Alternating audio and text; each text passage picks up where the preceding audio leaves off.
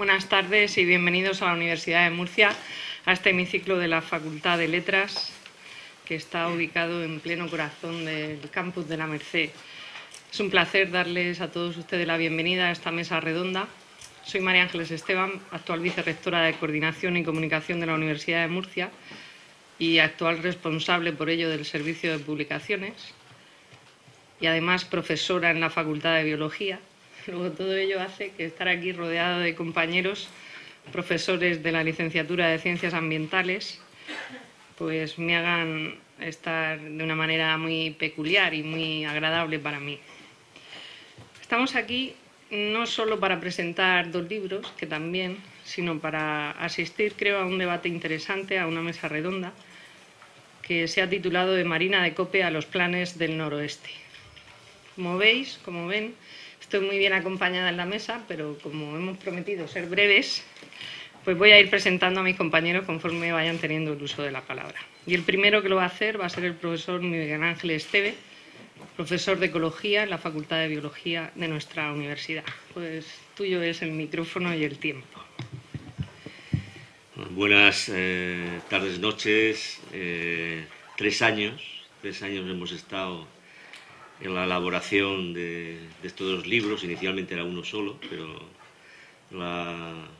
el retraso de obtener algunos documentos, la petición de otros compañeros, pues llevó a tener que escribir 800 páginas y nos llevó a la edición de 2 libros gemelos que recogen pues 24 contribuciones relativas a la conservación de la naturaleza en el marco del sureste ibérico, concretamente en la región de Murcia, y no solo porque seamos la Universidad de Murcia, seamos murcianicos la mayoría, sino porque yo creo que la región de Murcia tiene pues el valor de ser un área de demostración de lo que está ocurriendo a nivel universal con la conservación de la naturaleza. Es decir, que realmente tenemos, digamos, todos los vicios que pueda haber en este campo en cuanto a los retrasos, las impotencias, la insensibilidad de algunos sectores o instituciones, y tenemos los valores de ser un punto caliente de la biodiversidad a nivel mundial, y además una trayectoria de prácticamente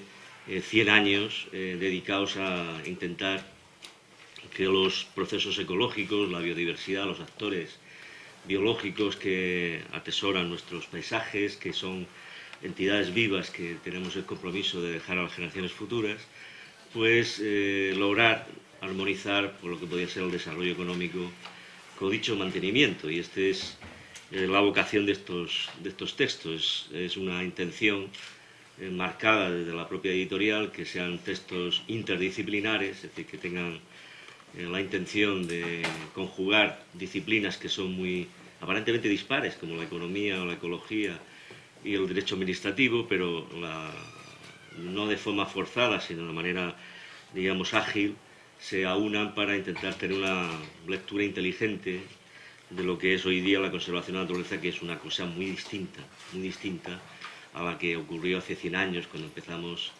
a establecer listas con Sierra Espuña, con el Valle, que fueron, digamos, los primeros espacios candidatos a ser protegidos, y que entonces eran simplemente espacios más o menos pintorescos, de una reconocida funcionalidad ambiental, porque eran áreas repobladas que mantenían una actividad, digamos, ecológica activa, muy intensa en cuanto a lo referido a control de avenidas y protección del suelo.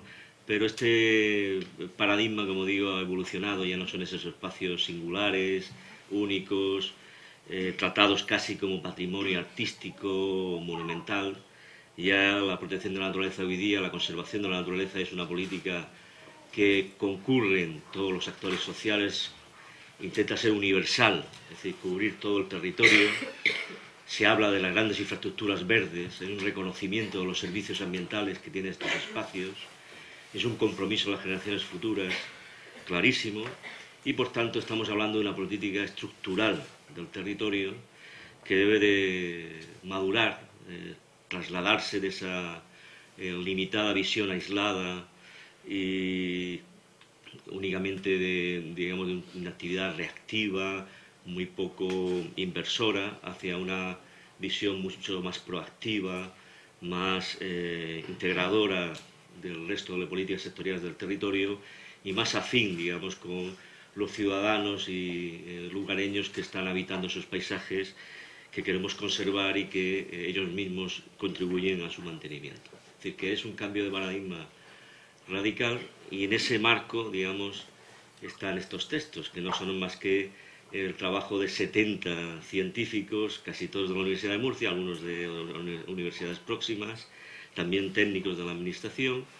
organizados pues, en estos dos libros concatenados, ligados entre sí, y que recorre el primer libro, digamos, una visión más generalista, más amplia de qué es la custodia del territorio, cuál es el marco jurídico general de nuestros espacios protegidos, cómo se ve desde la economía ambiental el valor de nuestro patrimonio natural, cuál es la representatividad de nuestra red de espacios, y un segundo texto, que es el de los espacios naturales, estudio de casos de una perspectiva interdisciplinar, donde ya trabajamos 14 casos de estudio referidos a preguntas concretas de si los espacios son suficientes, si los límites que ponemos les sirven a esos actores que queremos proteger, las águilas, los rapaces o otras especies, les sirven esos límites como garantía de ser conservados o no, cuáles las limitaciones de proteger espacios tan receptores de lo que ocurre en el resto del territorio, como fondos de saco, como puede ser el Mar Menor,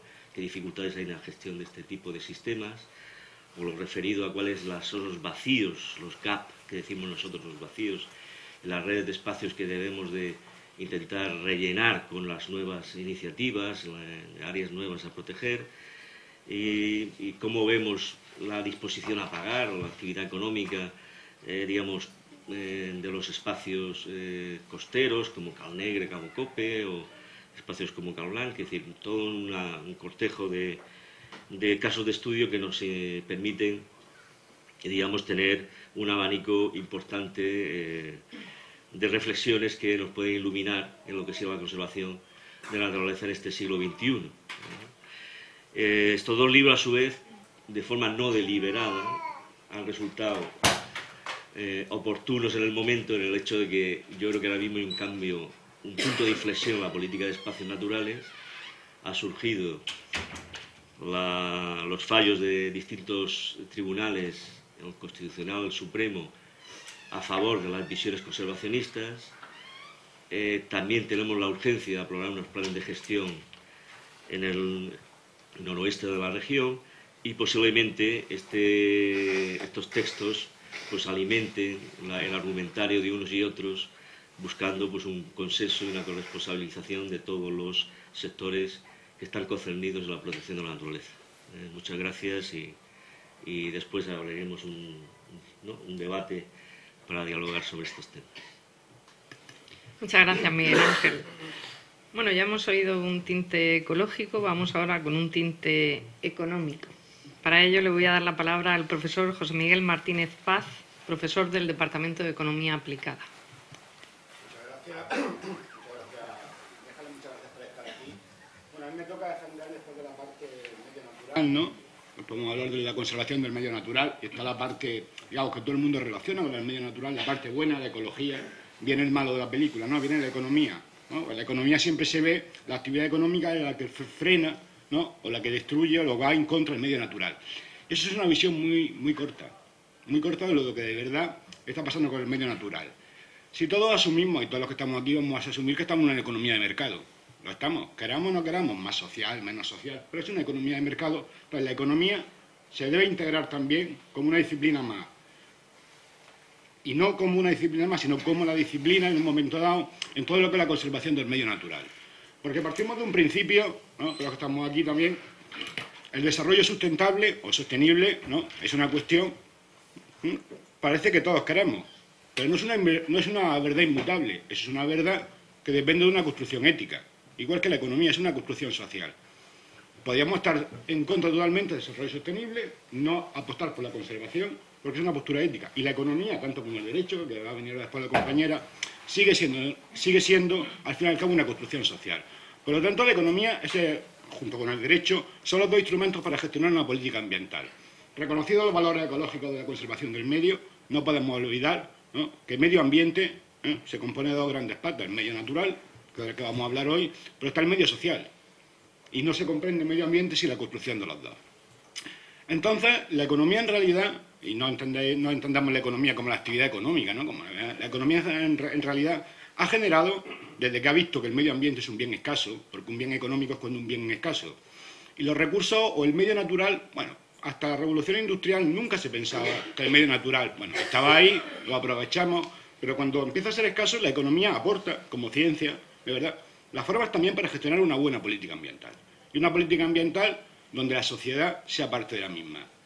Entonces, lo que quiero decir con lo mismo es que hasta ahora, hasta este cambio, este punto de inflexión que se ha visto, ¿no? La economía ya puede aportar, y en este libro que está reflejado se ve cómo los instrumentos económicos son capaces de gestionar la conservación del medio natural. Entonces, en todo el libro, los casos que se están estudiando, se ve que el valor que tienen, que los beneficios, ¿no?, que la conservación del medio natural aporta a la sociedad pueden ser valorados, y por lo tanto llega un momento que es el gran fallo que hasta ahora lleve teniendo la política ambiental en España y la Unión Europea, puede proponer los instrumentos y la forma de compensar a los que nos benefician, a la gente que conserva el medio, a los que nos están dando un beneficio a nosotros, cómo compensarlos por el mismo. La Unión Europea hasta ahora, y digo la Unión Europea porque es el marco en que nos movemos, Natura 2000 y demás, la Unión Europea se ha basado básicamente en un principio muy antiguo, es quien contamina paga. Eso lo hemos visto, lo hemos oído todos. Quien contamina paga, si tú haces un destrozo sobre el medio natural, compénsalo. Sin embargo, se abre un nuevo paradigma, que es quien se beneficia también debe de pagar. Y ese es un cambio de orientación que en estos momentos de crisis económica, donde los fondos públicos ya no son la maná que nos va a solucionar todo, y estamos viendo que está cambiando, el principio de quien se beneficia de un activo natural debe verse implicado, ¿no?, en su pago, en el mismo, a quien se lo está proporcionando, es realmente importante. Para dar 2 o 3 ideas sobre este tema, ahora actualmente uno de los grandes, bueno, medio natural y agricultura son 2 cosas que todos estáis de acuerdo que están muy relacionados. La política agraria comunitaria, ¿no?, que es el sector, después de la banca, quizás más subvencionado que hay ahora mismo, ¿no?, de toda la estructura productiva, siempre ha estado primando una agricultura productivista, donde la conservación del medio hasta ahora no tenía mucha importancia. Por lo tanto, ¿cómo podemos pedir a la gente que conserve medios tradicionales de cultivo, mantener especies, ¿no?, variedades tradicionales, si esas no son productivistas? ¿Qué estamos haciendo? Tenemos que cambiar el paradigma, y la nueva reforma parece que va por esos lados, donde el medio natural o a la agricultura se le reconozca su función de productora de bienes más allá del mercado. O sea, un entorno agrario no solo produce trigo, o no solo produce uva, o no solo produce otra cosa, sino que también produce bienes ambientales que debemos pagar. Y ahora mismo se está discutiendo, y por eso voy a criticar un poco a los políticos su cortoplacismo, se está discutiendo precisamente eso, cómo incorporar los pagos ambientales al nuevo marco de política comunitaria, no solamente por la cantidad producida, sino también por las externalidades positivas que produce. Es lo que se está llamando mucho, no sé si lo habréis oído, el greening, ¿no?, el greening de la PAC. Pues bien, por ejemplo, en la misma está incluida un tema muy controvertido con todo esto del noroeste, que es la área de interés ecológico, ¿no? Se incluyen ya como un mecanismo del 7% del territorio debe estar incluido en esa figura de protección para la cual habrá un pago adicional. Sin embargo, llega el político de turno, y entre ellos los nuestros, y hoy mismo votaban en el Parlamento Europeo, no, un 7% es mucho. Vamos a reducir un 3% y vamos a seguir primando el pago a la producción. Porque en este caso, la protección del medio ambiente, y con esto voy a terminar ya, estamos, en cuanto a instrumentos económicos, con aquellos de que lo urgente no nos deja ver lo importante. El cortoplacismo de la producción, de apoyar los mercados, de la renta de la tierra, no nos está dejando ver lo importante, que es la conservación de lo mismo. Y el medio natural es un bien, puede ser un bien económico, pero un bien económico muy particular. Muy particular en el sentido que es un bien no producible. La economía puede producir todo tipo de bienes, producimos teléfonos móviles, producimos muchos tipos de bienes, pero bienes naturales difícilmente se pueden producir, y si los consumimos, lo que se llama el estado de capital natural desaparece. Y eso es precisamente, ¿no?, de lo que se trata, a ver si la conservación de los espacios naturales como conservación del capital que tiene un territorio y que no es reproducible y es difícilmente sustituible por otro tipo de bien, pues seguir adelante. Por último ya, y termino, estoy bien, ¿no? No me enrollo mucho, ¿no? Bien. Solamente quiero haceros una reflexión, ¿no? Que en una mesa no redonda, sino cuadrada, en un bar, hace poco se nos planteaba a un grupo de amigos. La crisis económica actual, pensáis, lo dijo después para el debate, que beneficia o perjudica al medio natural. Y con eso ya... Gracias. Yo hago la pregunta, claro. Ahora después que me la hagan a mí. Bueno, ahí queda eso. Vamos a poner ahora una nota legal. Para ello tiene la palabra la profesora Blanca Soro, que es del Departamento de Derecho Administrativo. Muy bien, muchas gracias. En primer lugar, pues quería felicitar a Miguel Ángel, ¿no?, por esta iniciativa interdisciplinar, cuyo resultado pues han sido estos dos libros que yo creo que cubren una laguna importante que existía en nuestra región, porque suponen pues un análisis pluridisciplinar de los espacios naturales que él mismo decía hoy en prensa, ¿no?, que permite un enfoque más inteligente en el análisis de todos estos problemas que estamos tratando, ¿no? La aportación de los juristas en estos libros pues se concreta en 4 capítulos que están a disposición de todos ustedes. Y dicho lo anterior, pues yo querría centrar mi intervención, sobre todo en estos escasos 5 o 10 minutos, no sé, o 15 minutos, en destacar las cuestiones jurídicas que a lo largo de estos últimos meses o incluso días pues suscita la protección de los espacios naturales, sobre todo pues en relación con esa esperada por algunos sentencia del Tribunal Constitucional que declara inconstitucional la disposición adicional 8ª de la Ley del Suelo de la región de Murcia, que no ha podido ser contemplada en estos libros pues porque se cocinaban y servían antes del pronunciamiento del Constitucional, ¿no?, a finales del mes de diciembre, y que se publicaba en el Boletín Oficial del Estado a mediados del mes de enero de 2013, ¿no?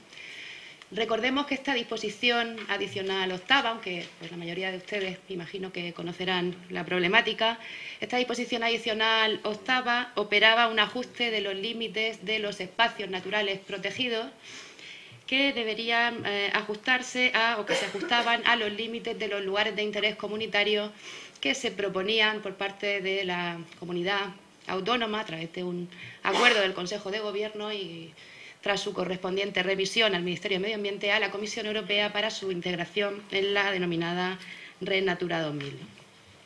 Lamentablemente, la sentencia del Tribunal Constitucional no entra en la cuestión de fondo que se alegaba por las partes recurrentes, en concreto la arbitrariedad en este recorte o en este reajuste de los límites de los lugares o de los espacios naturales protegidos que se igualaban a los límites de los lugares de interés comunitario.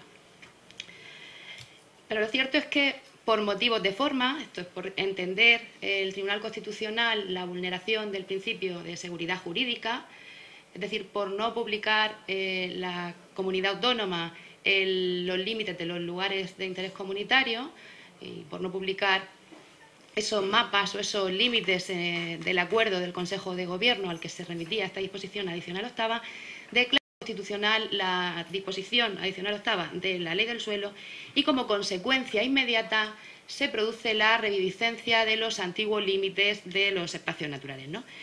Mientras, por todos también es conocido que se encuentra en tramitación la Ley de Conservación de la Naturaleza Regional. De manera que asistimos, y sobre todo ahora pues para el debate, a un nuevo escenario sobre el que hay que tomar importantes decisiones jurídicas, políticas y resolver pues, diversas incógnitas que se plantean, ¿no? Sobre todo estas cuestiones pues, se plantean en relación con 2 espacios naturales de la región de Murcia, cuya extensión fue reajustada y cuya dimensión espacial pues, ha vuelto a la situación inicial, ¿no? La primera de ellas, pues, por lo que se refiere al Parque Regional de Carrascoy y el Valle, pues habrá que dar una solución jurídica a las modificaciones, eventuales modificaciones que se hayan podido producir sobre la realidad física recortada. Esas hectáreas recortadas han podido ser modificadas desde 2001 hasta 2012, Recordemos que el Tribunal Constitucional no suspendió la aplicación de la disposición adicional octava de la Ley del Suelo Regional, ¿no? Y otro asunto problemático es el tan renombrado, ¿no?, caso Cabo Cope Puntas de Calnero. Todavía, como sabemos, no se ha aprobado el Plan de Ordenación de Recursos Naturales de este parque y nos encontramos con una serie de hectáreas desprotegidas sobre las que van a afectar las directrices de ordenación del litoral, una actuación de interés regional, ambas instrumentos de ordenación del territorio que dan carta de naturaleza, valga la redundancia, a la desnaturalización de ese espacio, con desatendiendo las alegaciones de ecologistas, de especialistas en la materia, de vecinos e incluso los dictámenes del Consejo Jurídico de la región de Murcia. Ello supone, como consecuencia de esta declaración de inconstitucionalidad de la disposición adicional octava de la Ley del Suelo, que las directrices de ordenación del litoral, así como la actuación de interés regional de Marina de Cope, devienen ilegales, contrarias al ordenamiento jurídico, ¿no?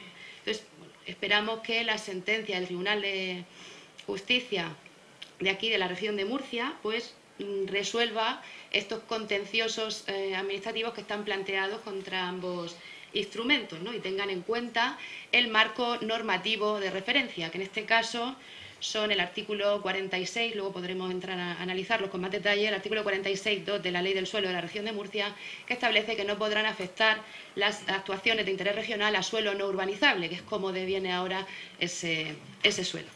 Y asimismo, pues habrán de ser tenidos en cuenta también el artículo 13.4 de la Ley del Suelo, del texto refundido de la Ley del Suelo estatal, y el artículo 51 de la Ley de Patrimonio Natural y Biodiversidad, que impide o prohíbe cambios en la delimitación de los espacios naturales protegidos que no estén motivados en la desnaturalización de los espacios o en la evolución natural de los espacios, que deberá ser siempre probada científicamente.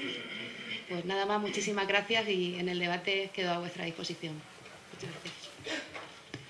Bueno, espero que luego haya debate, porque hemos dicho 10 minutos cada uno, llevamos escasamente 20, ya entre 3. 10 minutos, Juan de Dios. Ya tenemos 3 perspectivas. Vamos a ver ahora qué nos dice el jefe de servicio de espacios naturales protegidos de nuestra comunidad autónoma, que es Juan de Dios Cabezas. Cuando quiera. ¿Qué tal? Buenas noches. Como siempre que a uno le toca intervenir en un foro universitario, siempre tiene el problema de decir cosas que son adecuadas al nivel que nos ponen sobre la mesa, y espero que así sea. Bueno, pues yo voy a pedirle a Blanca que de vez en cuando pique, para que veamos, de vez en cuando, eso no son fotos, o sea, no te preocupes que no hay nada complicado. Voy a contar una historia un poco de lo que son los espacios naturales protegidos en la región de Murcia, y la voy a mezclar con reflexiones que a lo largo de estos 22 o 23 años que llevo trabajando en este mundo, pues me han ido surgiendo y que creo que pueden aportar cosas al debate. Y lejos de complicarlo, espero que se abra un debate hacia el futuro, ¿no? Porque entre los antecedentes y las cosas que tenemos sobre la mesa, el debate se hace extremadamente complejo. Bueno, Miguel Ángel ha introducido una fecha, el 16. En el 16 se empieza a pensar que en Murcia, como en el conjunto de España, pues hay determinados hitos que merecen ser protegidos. En el 31 algunos ya se reconocen, Sierra Espuña, el Valle, y son referentes, han sido referente nacional, internacional. Algunos, como Sierra Espuña, ha ido creciendo su evolución, y la obra aquella del ingeniero de Montes Cartagenero pues ha ido creciendo, y con el paso del tiempo pues se le ha ido dando la trascendencia que le correspondía. En el 75 crecen un poquito, y luego pues empezamos en el proceso de transición a la democracia, nos llega el Estatuto de Autonomía, y en el 89 estaba yo en segundo de carrera en ingeniero técnico forestal, cuando aparece la Ley de Conservación de la Naturaleza, donde empieza a hablarse de parque nacional, parque natural, monumento, paisaje. Bueno, y aquí seguimos en Murcia pues con unas iniciativas muy fuertes por parte de determinados colectivos por el hecho de proteger determinados territorios. Esto es personal. En el 91 me incorporo a la gestión de los espacios naturales de manos de mis compañeros Paca Baraza y Emilio Ledo, que me enseñan a ver. Yo era ingeniero técnico forestal y realmente solamente veía los pinos, pero me enseñan a ver los ese patrimonio que tiene esta región, me enseñan a entenderlo, a comprenderlo. En el 92 pues aparece una ley que es la que vulgarmente se conoce como nuestros espacios naturales protegidos, esos 19 espacios naturales protegidos que tenemos, que son auténticas joyas, con algunos vacíos de territorio, en concreto el noroeste, y por eso, como veis, no voy a evitar el debate. Hay determinados vacíos como es el noroeste, no el litoral. El litoral no genera un vacío, pero sí que está claro que hay un vacío de territorio en el noroeste. Y en el 95 tuve la suerte de seguir mis estudios y conocí a Miguel Ángel, y no es por hacerle la pelota, porque cuando he tenido que discutir con él lo he discutido, pero sí que es cierto que me enseña a pensar de una forma multidisciplinar, no a darle la razón, pero sí a pensar en que esto de los procesos ecológicos es más amplio que solamente los pinos, después los saladares, los humedales, los matorrales, sino que hay cosas, otras variables. En aquella escuela de incipientes de agrónomos en Cartagena, donde nos íbamos a discutir de ecología a parajes tan singulares como Ramonete, ¿no? Es una cosa curiosísima, ¿no? Y allí pues hablábamos y me enseñó a pensar y seguí intentando buscar qué soluciones tenía esto de la gestión del territorio en nuestra región. Y ya pues sí que es cierto que como consecuencia de todo este proceso, ya son 5 o 6 años de profesión, al principio no sabía muy bien ni qué me contaban, ¿no? Yo recuerdo que Paca me contaba cosas y yo las intentaba interiorizar, pero no las comprendía. Ya transcurridos 5 o 6 años, pues yo realmente me di cuenta de que en Murcia, yo soy murciano, pues tenemos un problema, y es que queremos a Murcia, pero la queremos de una forma muy distante. No la queremos de una forma próxima, ¿no? Siempre miramos hacia afuera cuando muchas de las cosas que tenemos son hermosísimas, ¿no? Esa foto, por ejemplo, es alucinante, ¿no? Es un paisaje de Casablanca que es alucinante. Y bueno, y empiezo a investigar un poquito cómo podemos afrontar la realidad de la gestión de este complejo entramado territorial, social, económico. Y bueno, ya soy un poco más libre profesionalmente y bueno, voy creciendo un poquito profesionalmente y me adentro en la búsqueda de proyectos europeos. Y he conocido muchos modelos, italianos, franceses, checos, costarricenses, tal. Y me sigo dando cuenta de que, con independencia del tremendo proceso de debate legal que lo hay, económico que lo hay, territorial que lo hay, pues seguimos como sociedad sin afrontar lo que realmente es importante, o a mi juicio es lo que realmente importante, que es el marco territorial y su desarrollo social y económico. Y es lo que no estamos afrontando todavía. Seguimos en un debate muy enconado, y yo le lo decía a un amigo que no entendía nada de esto, digo, me han dado por la derecha y me van a dar por la izquierda. Es así, creo que tenemos que aprender a discutir, a debatir de forma más sosegada, más tranquila sobre cuál es el modelo que queremos para esta región, con independencia de que nos podamos equivocar, pero aprender a debatir, a escuchar, a orientar, a formular. Y seguro que en esa reformulación de la forma de trabajar, de actuar, y esto creo que se han dado pasos de gigantes en estos 3 meses de intenso debate con el noroeste, creo que tenemos una magnífica oportunidad. Una vez más, tenemos una oportunidad. Tenemos muchos problemas que resolver, pero tenemos una oportunidad. Y es reorientar nuestro modelo de gestión territorial hacia aquello que la sociedad murciana quiera. Y es lo que tenemos que debatir entre todos. Esto realmente es muy complejo. Otras sociedades democráticas de Europa lo tienen mucho más claro, lo debaten permanentemente. Y yo soy muy pesado con esto, pero me encanta el modelo de decisión y de toma de decisiones francés, porque es mucho más democrático, más transparente, mucho más consecuente, donde todo se construye desde abajo. Y eso nos queda mucho. Pero este punto de inflexión que tenemos, tanto en lo positivo como en lo negativo de este debate, creo que hay que aprovecharlo para reorientar todo esto, para reflexionar, para pensar. Y evidentemente hay que resolver los problemas tanto técnicos como jurídicos, como los procedimentales de los procesos de participación en toda esta cuestión, los procesos de mejora de los documentos técnicos, pero sobre todo nos debe servir de base para generar un escenario de modelo de futuro de gestión de este patrimonio natural, del cual yo, después de 22 años y de mucho sufrido y de mucho disfrutado, pues lo tengo que reconocer. Quiero con locura esta tierra, como quiero con locura otras tierras del mundo, pero esta en concreto la quiero mucho, y creo que esta tierra se merece que los murcianos abramos un debate sosegado de hacia dónde ir. Creo que los espacios naturales protegidos tienen un largo recorrido. Creo, y lo digo convencido, que pueden ser uno de los pilares del desarrollo social y económico de esta región. y creo que estamos en un momento muy importante para ese debate, 21 años después de la ley del 92, pero que creo que hay que aprovechar esa inercia que nos ha dado la oportunidad este debate, este tremendo debate de abrir. Yo simplemente, como dije en la Facultad de Biología, el día que el decano nos dio la oportunidad de defender el plan de gestión del noroeste, creo que este diagnóstico, este análisis, venga de donde venga, de un modelo de mercado más social o más liberal, creo que es el camino que hay que seguir, creo que es el camino que hay que urbanar.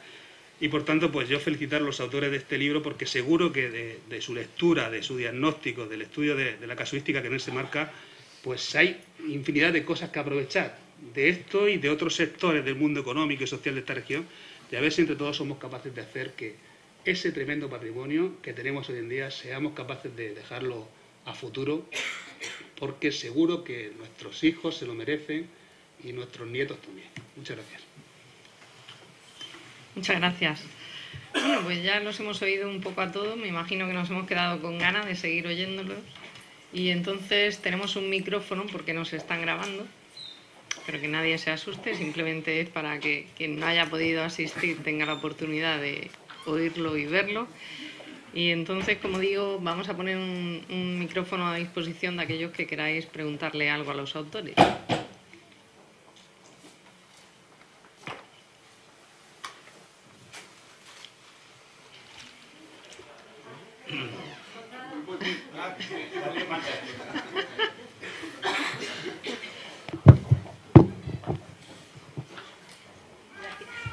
Bueno, yo más que preguntar, en primer lugar, me siento contenta.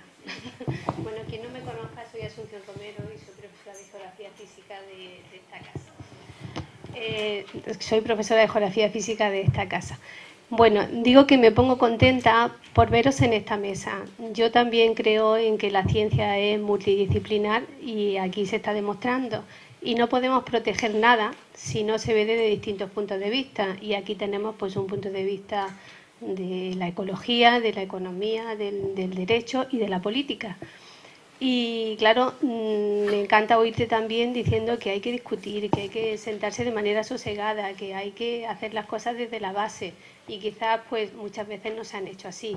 Pero parece que ahora, bueno, pues vamos a ver si esto se hace así.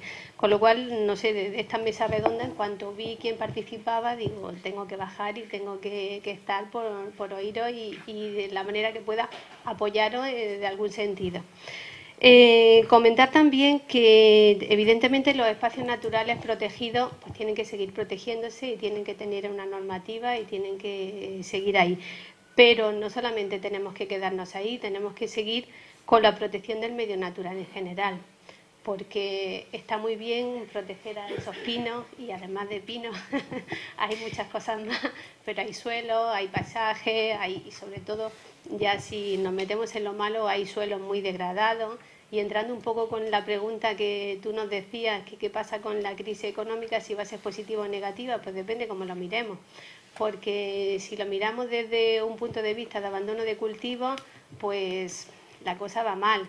Si lo pensamos de lo contrario, que la gente no tiene de qué vivir y vuelve a la tierra y vuelve a responsabilizarse de esos campos que están muy degradados y que no tenían políticas de conservación ni actuaciones de conservación de suelo y ahora la vuelven a hacer, pues podría ser positivo. Es decir, que desde el punto de vista de lo que ahora nos reúne, que son los espacios naturales protegidos, pues por supuesto tienen que protegerse para todas esas generaciones futuras.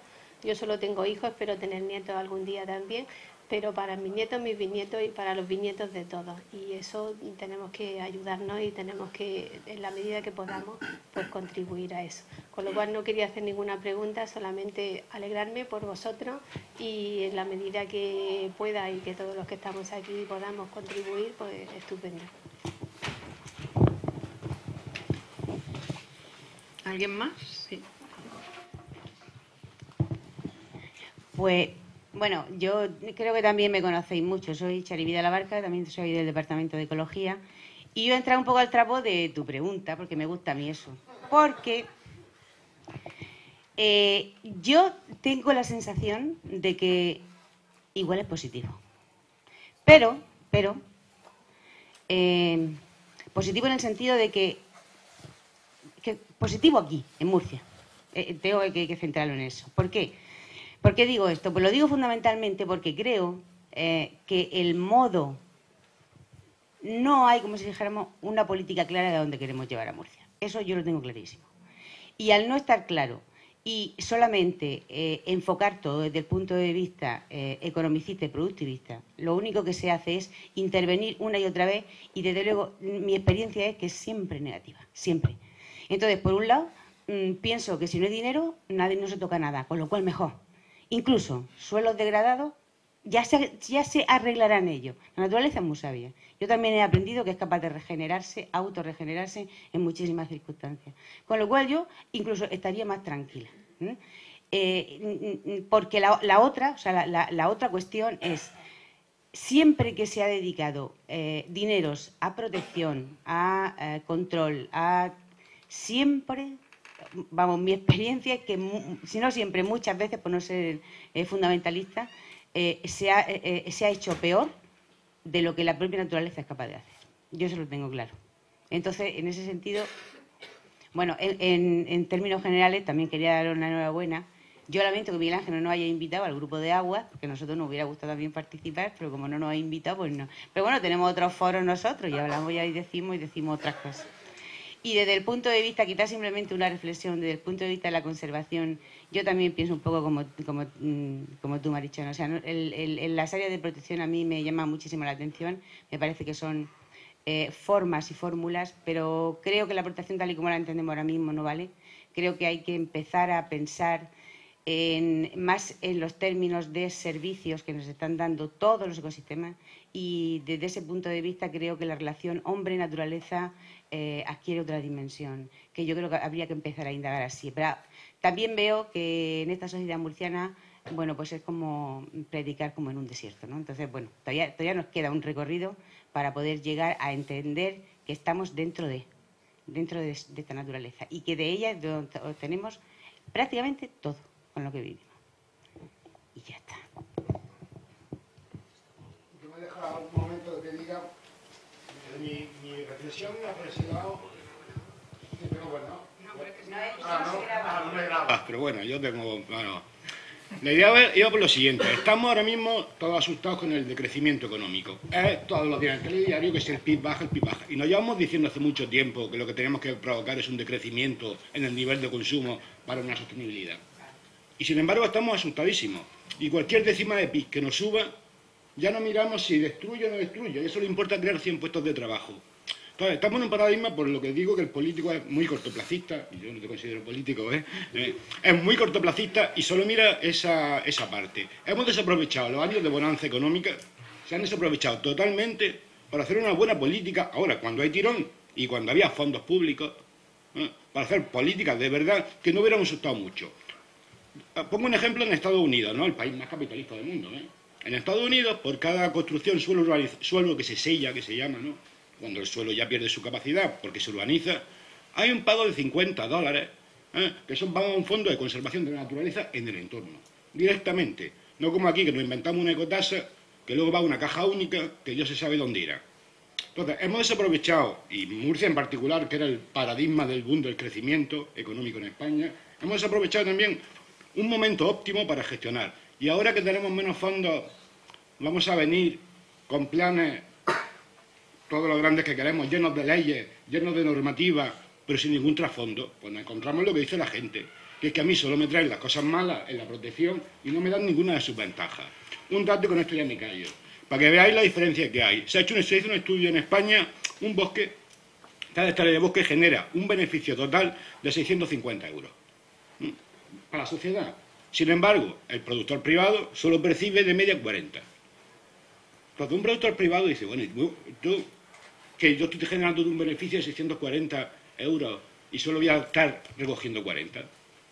Tendremos que intervenir de alguna forma. Y es lo que yo me refiero, de alguna forma hay que intervenir. Porque si no es ese hombre, le ofrecen ese terreno de bosque, llevarlo ahora y ponerle una urbanización preciosa, pues va a decir, mira, es que yo también tengo que comer, porque el de al lado está comiendo. Entonces, hemos perdido una oportunidad muy importante para meter ya que somos una economía de mercado, es lo que yo me refería, porque lo somos, queramos o no queremos, para meter los instrumentos de mercado apropiados para hacer una política de conservación. Y llegar solamente con normativa, ¿no?, con muy buenas intenciones, pero que luego la gente no ve que se plasme, yo creo que tiene poco recorrido, ¿eh? Yo soy al contrario. Yo creo que el caso del noroeste es paradigmático, ¿no? Es decir, ¿por qué en la ley 492 no aparece el noroeste? Porque 6 años antes intentaron ahorcar a varios técnicos que pasaban por ahí hablando de planes especiales de protección. Y entonces hubo una estrategia de ir por los espacios más amenazados y los dinosaurios que decíamos nosotros, es decir, todo el sector agrario que estaba dormido pero que se activa rápidamente cuando aparece cualquier atisbo de protección y se habla de que que en vez de geranios va a haber carrascas, encinas en todas las casas, los lobos va a ser lo más habitual, las víboras, bichas y tal, va a ser... Es decir, ese tipo de contaminación ligado pues a una sociedad que está a las espaldas de su paisaje, a las espaldas de su paisaje. Lo bonito aquí es la Manga y lo bonito es la Gran Vía. Estamos a la espalda de nuestro paisaje, mirando a otro sitio. No somos murcianos en el cariño que tenemos de nuestros paisajes, sino en querer transformar nuestro paisaje. Y esto, pues, es un sector una sociedad muy fácil de contaminar en los discursos. Y por esto no está el noroeste, ¿no? Entonces, yo tenía temor siempre del caso del noroeste, porque cuando entramos en los espacios costeros y ya son Mariano Roca, el Pan de Higo, los grandes propietarios, pues está uno más cómodo, ¿no? Está uno más cómodo ir contra los grandes propietarios que con los pequeños agricultores, eso es obvio. Uno puede estar más reactivo, es decir, políticas más reactivas de control de la actividad económica en la costa, porque en la costa hay dinero. El problema es que a veces hay demasiado dinero y no sabemos dónde viene, pero hay dinero, ¿no? El tropismo local de la costa en atracción de dinero pues es clarísimo, ¿no? Pero claro, al noroeste yo le tenía ese temor siempre bueno, pues que Murcia es muy invertebrada en términos sociales, pues siempre la facilidad que tienen los caciques locales de activar, digamos, reticencias. Y después, ¿qué ha ocurrido? Pues todos estos años que, bueno, aparecen los LIC, las cepas, el noroeste, aparece, bueno, pues de alguna manera se va asumiendo con ciertas dificultades, pero ha habido 15 años prácticamente de desatención por parte de la administración a nivel político, en cuanto a planes de ordenación, planes de gestión, inversiones, a nivel político, insisto, a nivel político, no a nivel técnico, porque siempre a cada uno que aguante su vela, es decir, a nivel técnico siempre se ha intentado, ha habido desde el año 2006 y 2005 unos proyectos ya para el noroeste, es decir, pero el mismo consejero Cerdá, que ha estado muchos años con el tema de medio ambiente debajo de la alfombra, no quería ni verlo, es decir, pues nos ha retardado muchísimo y de pronto aparece Europa diciendo ya queremos los planes, ya. Entonces, simultáneamente hay que hacer todo. Participación social, participación pública, en la universidad, no sé qué, participación interadministrativa, que eso tenía que estar hecho. Todavía tenemos las reuniones del plan del noroeste, tenemos ahí a urbanismo celoso de medio ambiente, porque urbanismo y ordenación del territorio lo que tiene son celos de que ordena el territorio en medio ambiente y no lo ordenan ellos, que son los que tienen las competencias. Y continuamente, no decir que el suelo no sea urbanizable, sino que recomendáis que haya acuerdos, que se le diga. Oye, pues se dice la ley claramente que está si hay una prevalencia, hay una prevalencia. Bueno, el caso es que tenemos que hacer todo simultáneo, no hay que hacer, o sea, no, una comida arrebatada, y va a salir mal. Pero yo prefiero que salga algo, lógicamente, porque tenemos hambre. Después de tanto tiempo tenemos hambre de que salga algo. Y tiene que salir algo porque es cabeza de serie de otra serie de planes, me refiero a los planes del noroeste, que saldrán cada vez mejor, espero yo. O sea, que tenemos un aprendizaje. ¿Qué pasa con esta región para mi punto de vista? Antes he hablado poco, pero aprovecho. Que somos especialistas en malgastar buenas ideas. Es decir, lo hacemos, una buena idea tal, lo coge un murciano y ya se barata todo. Los planes de gestión, no sé qué, la red Natura, todo estropeado. Tía, vamos a ver si alguna vez acertamos. Vamos a ver si alguna vez hacemos algo en serio. Estamos en un momento clave, crítico. Todo se nos tambalea, todo. Es una crisis poliédrica, pero además de un poliedro complejo, ¿vale? Vamos si somos capaces de esta crisis convertirlo en un reto inteligente y vamos si abordamos ya, por ejemplo, pues en el marco de acción prioritaria con la PAC, lo abordamos en serio y en vez de salir en el noroeste a hablar de 10 euros de inversión por hectárea, que es ridículo, o no es ridículo, hablamos de 100 euros o de 85, que es el mínimo. Yo también me da miedo las inversiones, porque cuando la administración, por ejemplo, Confederación Hidrográfica, cuando hace inversiones, dice pavor, porque otra vez, claro, porque malgastamos buenas ideas siempre. No sé cómo lo hacemos, pero hasta lo positivo lo hacemos al revés. Bueno, no quiero seguir todavía más, pero para ahí.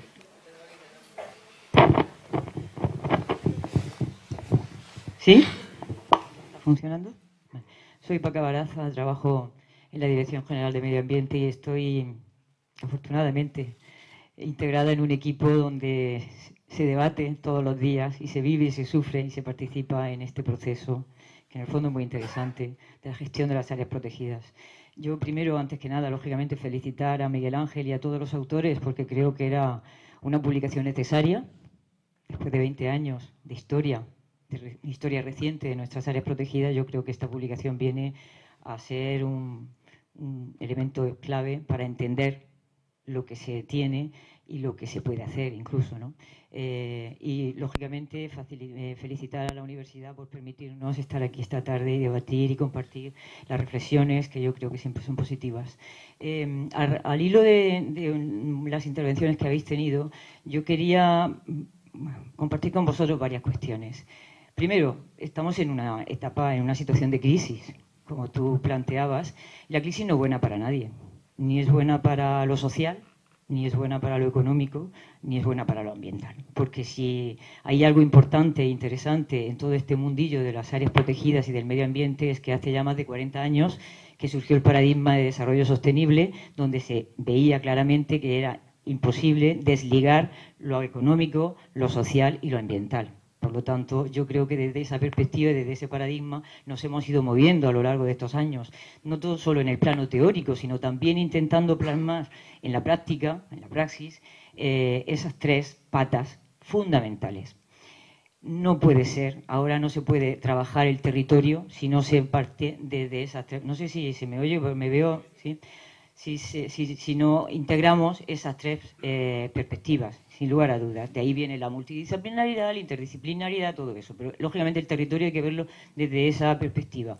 La crisis, lo que nos ha servido ahora, repito que no es buena para nadie, lo estamos padeciendo y viviendo. Y cada día vemos cómo se nos degrada más nuestro estado, que nos ha costado tanto conquistar, nuestro estado del bienestar, nuestro estado social, nuestro estado de las conquistas que hemos ido luchando y consiguiendo a lo largo de estos años, las vamos perdiendo. Por lo tanto, esto de la crisis no beneficia ni siquiera a las áreas protegidas, a la conservación.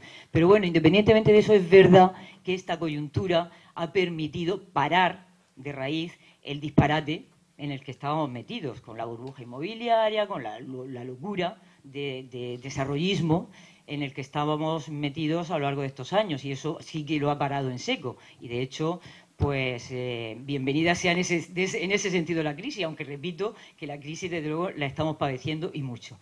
Independientemente de eso, estoy con Chari en que lo que aquí es verdad que no tenemos un modelo de conservación, es que no tenemos, no hemos tenido hasta ahora, no sabemos qué hacer con nuestras áreas protegidas, no hemos sabido, no tenemos un modelo de conservación, pero es que no tenemos un modelo de región.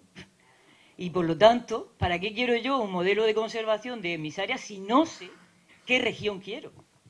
Y lo triste es que no se manifiesta ese modelo ni en nuestro ámbito, en la esfera política, ni siquiera en la esfera social o en la esfera económica, ¿me entiendes? No sabemos qué región queremos.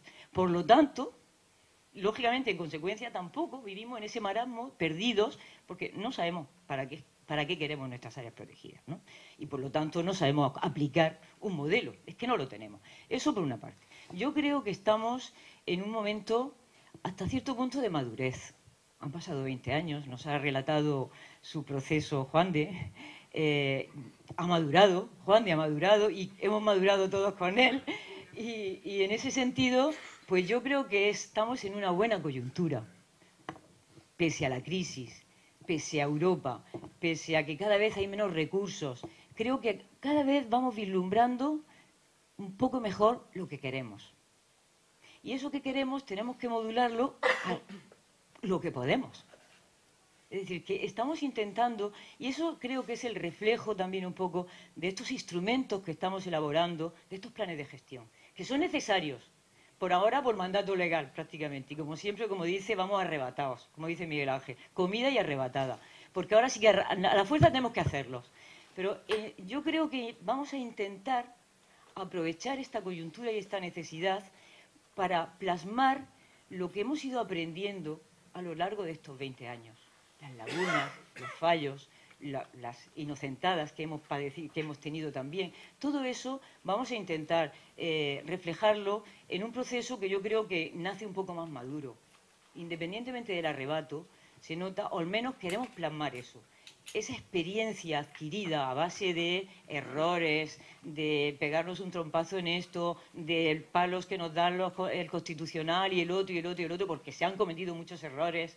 Por todo eso, yo creo que es el momento de dar un paso adelante desde una perspectiva más madura. Ahora yo creo que somos más capaces de saber un poco qué es lo que queremos. Si a la vez conseguimos que con estos instrumentos de interadministrativos, de conexión de unos departamentos con otros, que parece mentira que a estas alturas estamos pidiendo que podamos sentarnos con agricultura, con el de urbanismo, es que parece mentira. Pero es que en este país, no solo en Murcia, sino en este país, la cultura de la participación, la interconexión de unos con otros, la coordinación administrativa, no se ha dado nunca. No forma parte de nuestro acervo cultural. Y como no forma parte de nuestros genes, pues lógicamente cuesta. Y estamos todavía ahora, pues yo qué sé, aplaudiendo que podamos sentarnos, que hayamos sido capaces de llamar al de agricultura y que venga, o de llamar al de urbanismo y que venga, o al de industria, ¿me entendéis? Entonces, todo eso, pues son procesos complejos. Pero me da la impresión de que estamos en una situación que puede servirnos la experiencia adquirida y que nos puede servir para orientar un poco mejor qué paradigma queremos aplicar. Yo me callo ahora, porque creo que me he extendido demasiado, pero quería reflejaros que, en el fondo, soy optimista, de que es posible que podamos dar un paso en positivo. Pero muchísimo. Vale, gracias.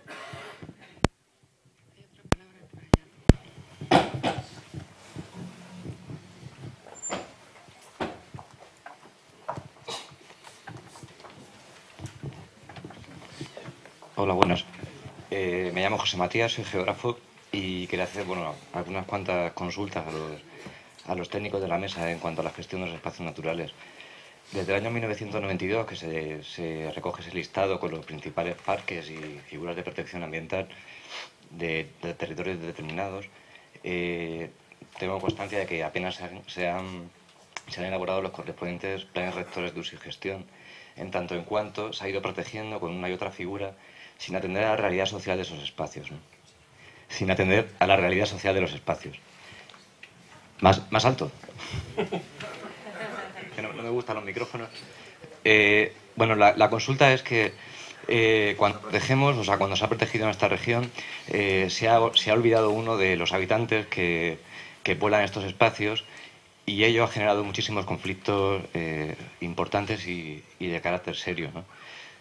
En concreto, por ejemplo, en el Parque Regional de la Muela Cabo Tiñoso, los juzgados de lo penal de esta comunidad están atisbados de querellas en las que se le pide a los habitantes penas de prisión y bueno, multas considerables por haberse construido una barbacoa, por haberse construido una pequeña piscina, por arreglar un camino, etcétera. En tanto en cuanto que se plantean, se solicitan las correspondientes autorizaciones a la Dirección General de Medio Natural sin responder, ¿no? Entonces, eso por un lado, ¿no? O sea, ¿qué modelo de gestión de espacios tenemos? Sí tenemos espacios protegidos, pero ¿cómo se gestionan de cara a lo social? Y por otro lado, si se han planteado alguna vez que el régimen de propiedad del suelo no es de la Administración, es de propiedades particulares. Y eso creo que es bastante importante y debe ser tenido en cuenta, ¿no? O sea, hay muchísimas sentencias pues no sé, se me ocurre hay varios intentos de demandas, por ejemplo, por intentar colocar carteles de atención, de información al visitante en parques regionales en propiedad privada. Entonces quería saber un poco la opinión de la Administración respecto a esto, a los modelos de gestión de los espacios. Y luego, aparte de eso, todos conocemos que hay muchos espacios con muchas problemáticas ambientales y quería saber qué hacer ante esos espacios afectados por problemáticas ambientales que están protegidos pese a no tener valores naturales. La segunda no la entiendo. Luego, sí. Por ejemplo, la Sierra Nevada, sí. El Parque Regional de la Muela, Calblanque, Peñaláguila y Monte de las Cenizas protege la Corta Tomasa, parte de escombreras, parte de balsas estériles, etc. ¿Cómo se actúa ante eso? Si tenemos un... No sé si me explico. Bueno, voy a empezar por la primera. Bueno, con independencia de... Lo he dicho y lo he trasladado y creo que en el hilo de todas las intervenciones que ha habido, creo que he dejado claro que el problema de la gestión de los espacios naturales, el modelo de planificación que se interpreta o que se ubica en cada territorio, no es la Administración. Eso es una confusión que tenemos, ¿no? Siempre parece como que la Administración obliga, ¿no?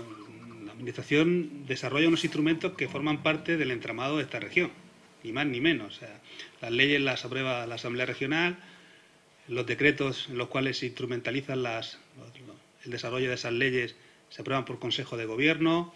En fin, que tenemos que empezar a entender o que empezar a comprender que los decretos por los cuales se desarrollan los planes de ordenación de los recursos naturales, los planes de gestión, los planes rectores de uso y gestión, forman parte del entramado de esta región, no del entramado de la Administración de Medio Natural. Me vengo a referir, ¿no? Esto no quiere decir que no se hayan cometido numerosos errores. Yo discrepo porque creo que siempre se ha tenido en cuenta el elemento de la propiedad y de quién vive. Lo que pasa es que, como he dicho, porque el 80%, por decir una cifra, de la problemática o del debate que se abre, siempre, lo digo porque también es una frase que he utilizado mucho en estas últimas reuniones, hemos tenido muchas, están descontextualizados. Es decir, no es que no tengan razón o sí, sino que simplemente se habla porque viene bien hablar de estos temas, ¿no? Por ejemplo, el caso que me comentas del tema de la Muela Cabo Tiñoso. Bueno, vamos a ver. La Muela Cabo Tiñoso tiene un plan de ordenación de los recursos naturales aprobado inicialmente que formula que ese territorio es parque regional, ¿no? Yo me extraña que por las cuestiones que has comentado haya delitos penales. No quiero decir que no lo sea. Pero lo que es evidente es que en ese territorio hay un problema de viviendas ilegales, que es independiente de la existencia o no del plan de ordenación de los recursos naturales aprobado inicialmente. Por lo tanto, se mezclan debates que pueden ser interesados o por desconocimiento. Entonces, yo que gestiono, que tengo la obligación de conocer ese territorio, te digo que nosotros, como funcionarios, tenemos la obligación de cumplir ese plan de ordenación de los recursos naturales que está aprobado inicialmente. Pero que el 95% de la problemática de ese territorio se debe a que históricamente existen construcciones que son ilegales. Pero no de ahora, desde la existencia del plan de ordenación de los recursos naturales, son ilegales históricamente. Y esto es una cuestión recurrente. Es que usted no me permite construir porque es LIC CEPA. No, usted no me permite construir porque simple y llanamente en su ayuntamiento no estaba permitido ese tipo de construcción. Entonces, lo que suele ocurrir es lo que he dicho, que el debate no es sosegado, no es tranquilo, no nos da tiempo a discutir, a debatir cuál es el problema. En el Parque Regional de de la Muela Cabo Tiñoso hay un problema. Vamos a discutirlo, vamos a encontrar soluciones, pero no encontremos el culpable sin serlo. Entonces, ese tipo de debate que se reproduce permanentemente, por lo menos desde que yo tengo uso de razón profesional, desde el 91, se viene reproduciendo permanentemente. Es recurrente que siempre estemos hablando de los espacios naturales como un problema. Y puede ser que en algunas cosas los planificadores, los gestores nos hayamos equivocado, probablemente. Pero que la intención no era esa. Y que, desde luego, lo que yo reclamo y veo como una oportunidad, no sé si por la crisis o no, no sé si por el momento o no, es que tenemos que empezar a pensar a futuro y empezar a pensar desde un punto de vista global. Interdisciplinar, multidisciplinar, pluridisciplinar, no sé cuál es la verdadera, pero bueno, como estamos en la universidad, yo he utilizado la expresión interdisciplinar, vamos a trabajar interdisciplinarmente, pero sobre todo socialmente. Vamos a ver qué modelo queremos de sociedad. Y cuando nos pregunten cuál es el modelo de planeamiento urbanístico que queremos para un ayuntamiento, vamos a participar todos. Cuando nos pregunten qué modelo de directrices territoriales del territorio queremos para esta región, vamos a participar todos. Y cuando nos pregunten qué modelo de conservación de espacios naturales protegidos queremos, vamos a preguntarnos todos cuál es ese modelo. Y seguro que de un debate abierto, sosegado, tranquilo, en el cual nos podamos decir las cosas como son, simple y llanamente como son, no como queremos verlas, sino como son, desde un punto de vista objetivo, pues seguro que llegamos a muchos puntos de encuentro. Y seguro que asumimos con normalidad que el elemento estar dentro o estar fuera hay que tratarlo de forma diferente. Y probablemente muchas de las cosas que ha dicho el economista tenga razón, y probablemente haya que premiar a aquellos que están dentro. Pero el problema que tenemos en esta región, y lo digo como ciudadano de esta región, no como político, es un problema que tengo, que creo que está bien identificado. Es que necesitamos socialmente abrir debates, abrir puertas, hacer una sociedad mucho más democrática, mucho más compleja, mucho más abierta, mucho más directa, decirnos las cosas de verdad. Y, por lo que sea, todavía no lo hemos conseguido. Entonces, quizás estos momentos en los que he utilizado incluso la expresión, a veces, como hablo muy deprisa, de puntos de inflexión, unos en un sentido y otros en otro. Vamos a utilizar ese punto de inflexión para cambiarlo, en un sentido de alcanzar un equilibrio, que ya nos va haciendo falta. Pero vamos a empezar el debate y la discusión. Cierro la intervención que está siendo muy larga.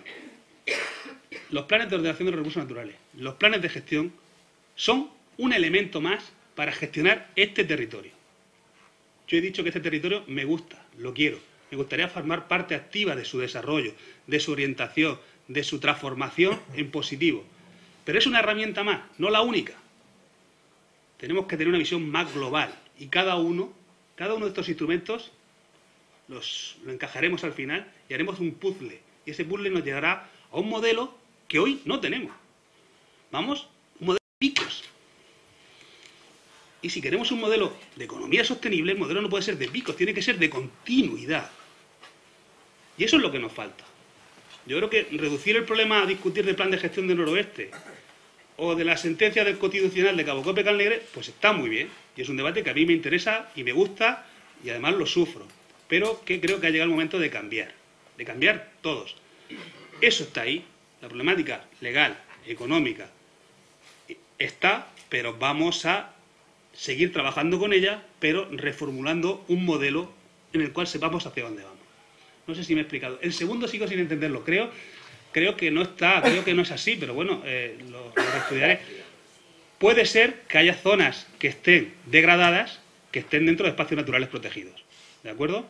Pero lo mismo, no miréis siempre a la administración regional. Los planes de ordenación de los recursos naturales, los planes de gestión, no son de la administración regional, son del conjunto de los ciudadanos que habitamos en esta región. ¿De acuerdo? Y en el cual habrá responsabilidades por parte de los ciudadanos per se, de los propietarios, de las administraciones locales, regionales, del Estado, militares si las hubiera. Es una cosa mucho más compleja, más abierta. ¿De acuerdo? Blanca quiere intervenir. Bueno, un tema en conexión con lo que se planteaba y al que pues, tampoco hemos hecho demasiada alusión es el relativo cuando se declara un espacio natural protegido a los derechos pues, desde el punto de vista jurídico de los propietarios afectados, ¿no? La limitación de determinadas facultades inherentes al derecho de propiedad que no se van a poder ejercitar, ¿no? El problema que hemos tenido hasta ahora y que todavía seguimos sufriendo es que la normativa permite la declaración de espacios naturales a través de instrumentos legales y parece que todo se quiere solucionar a través de instrumento legal al final. Entonces, claro, necesitamos debate. Lo que pasa es que con las leyes no se puede debatir. O sea, los ciudadanos no podemos debatir contra las leyes. Tenemos que ir al Tribunal Constitucional. Es lamentable, pero es así, ¿no? Entonces, en otros estados, la cuestión se ha solucionado positivando una reserva de administración o desapoderando al Poder Legislativo, en este caso a la Asamblea Regional, de esa facultad para operar una clasificación de un espacio, igual que una desprotección de un espacio, que es el problema que se ha planteado aquí, ¿no? Entonces, estableciendo una reserva de administración para proteger los espacios, igual que para desprotegerlos, avanzaríamos mucho en esta participación y en este modelo, ¿no? Porque al final el modelo no es el modelo de los ciudadanos, ni de los vecinos, ni de los afectados, que no pueden participar en el procedimiento de elaboración de las leyes. Eso no es culpa del gobierno regional nuestro, es que todos los legisladores huyen de esa solución jurídica que solventaría estas cuestiones que debatimos, ¿no? Entonces, estableciendo en la Ley de Patrimonio Natural y Biodiversidad, en la ley estatal, una reserva de administración para la declaración de espacios naturales, creo que avanzaríamos mucho, ¿no? O sea, bueno, fue una propuesta que ya se formuló hace bastantes años por parte de la doctrina administrativista que se dedica a este sector o a esta materia. García Ureta, López Ramón, yo en mi tesis doctoral la leí en el 2004 y esta era una de las conclusiones, ¿no? La solución para permitir esa participación no solo de los vecinos, de los ecologistas, no solo en la defensa del interés ambiental, sino también en la defensa de los intereses de los particulares, pues viene de la mano de la instauración de una reserva de administración. Claro, nuestro sistema constitucional no positiva una reserva de administración. El legislador en España lo puede todo, ¿no? En este momento. Entonces, sería necesario que una norma básica sobre protección del medio ambiente como la estatal incluyera estos postulados, ¿no? Y así, pues todas las comunidades autónomas deberíamos respetar esta norma básica. Algunas comunidades autónomas, al hilo de la regulación de la desclasificación de espacios, sí que han introducido algunos trámites preceptivos, como la participación, audiencia, en la desclasificación de espacios. Lo que pasa es que se establecen en normas o en leyes con un rango ordinario, normas autonómicas, y pueden ser desatendidas por el legislador posterior, de manera que por el juego de este principio, ley posterior deroga la anterior, pues son desatendidas. La única manera de solucionar esta problemática sería, por tanto, establecer esta reserva de administración para la declaración de espacios, que además casi siempre, por regla general o muchas veces, es previa a la planificación, a través de instrumentos reglamentarios que garantiza la participación y además que es susceptible de control ante los tribunales contenciosos administrativos, ¿no? Para no vernos obligados a recurrir ante el Tribunal Constitucional pues una ley en el año 2001 y tener que sufrir o esperar 11 años para saber cuál es la solución, ¿no? Y ahora pues igual, ¿no? Si se pretende, no sé cómo va a ir de rápida la regulación o la ley de conservación de la naturaleza, pero si al final decisiones administrativas o actos administrativos cristalizan en leyes, es muy difícil que luego pues hablemos de debate, de participación y todo eso. Es muy complicado. Si hubiera una voluntad de verdad de solucionar esto, creo que pues, en el momento actual debería ser el legislador estatal el que positivara esta norma.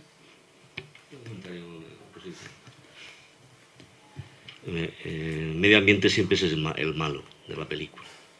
Muchas veces el plan de ordenación, el PLUG, el plan de gestión, es un mero continente de normas o regulaciones o de otras actividades, de otros de componentes como pueden ser los ayuntamientos, de urbanismo, de lo que pasa. Entonces, digamos, lo que ocurre es que no hay disciplina hasta que llega al medio ambiente.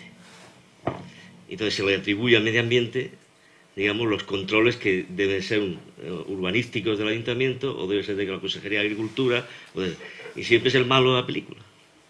¿Por qué? Porque aquí nunca se ha creído que los aspectos ambientales estructuran políticas de largo alcance, sino que eran floreros que iban pasando de una consejería a otra.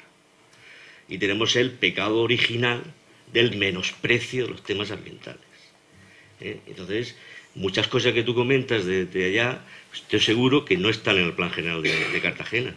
O sea, que el Plan de Cartagena no te permitiría mejor hacer la piscina, pero el que se mete en el lío, pues es el guardia forestal de turno, que hace la denuncia, no sé qué, y esto es lo que ocurre, que el medio ambiente asume, por decirlo así, la disciplina general de la administración.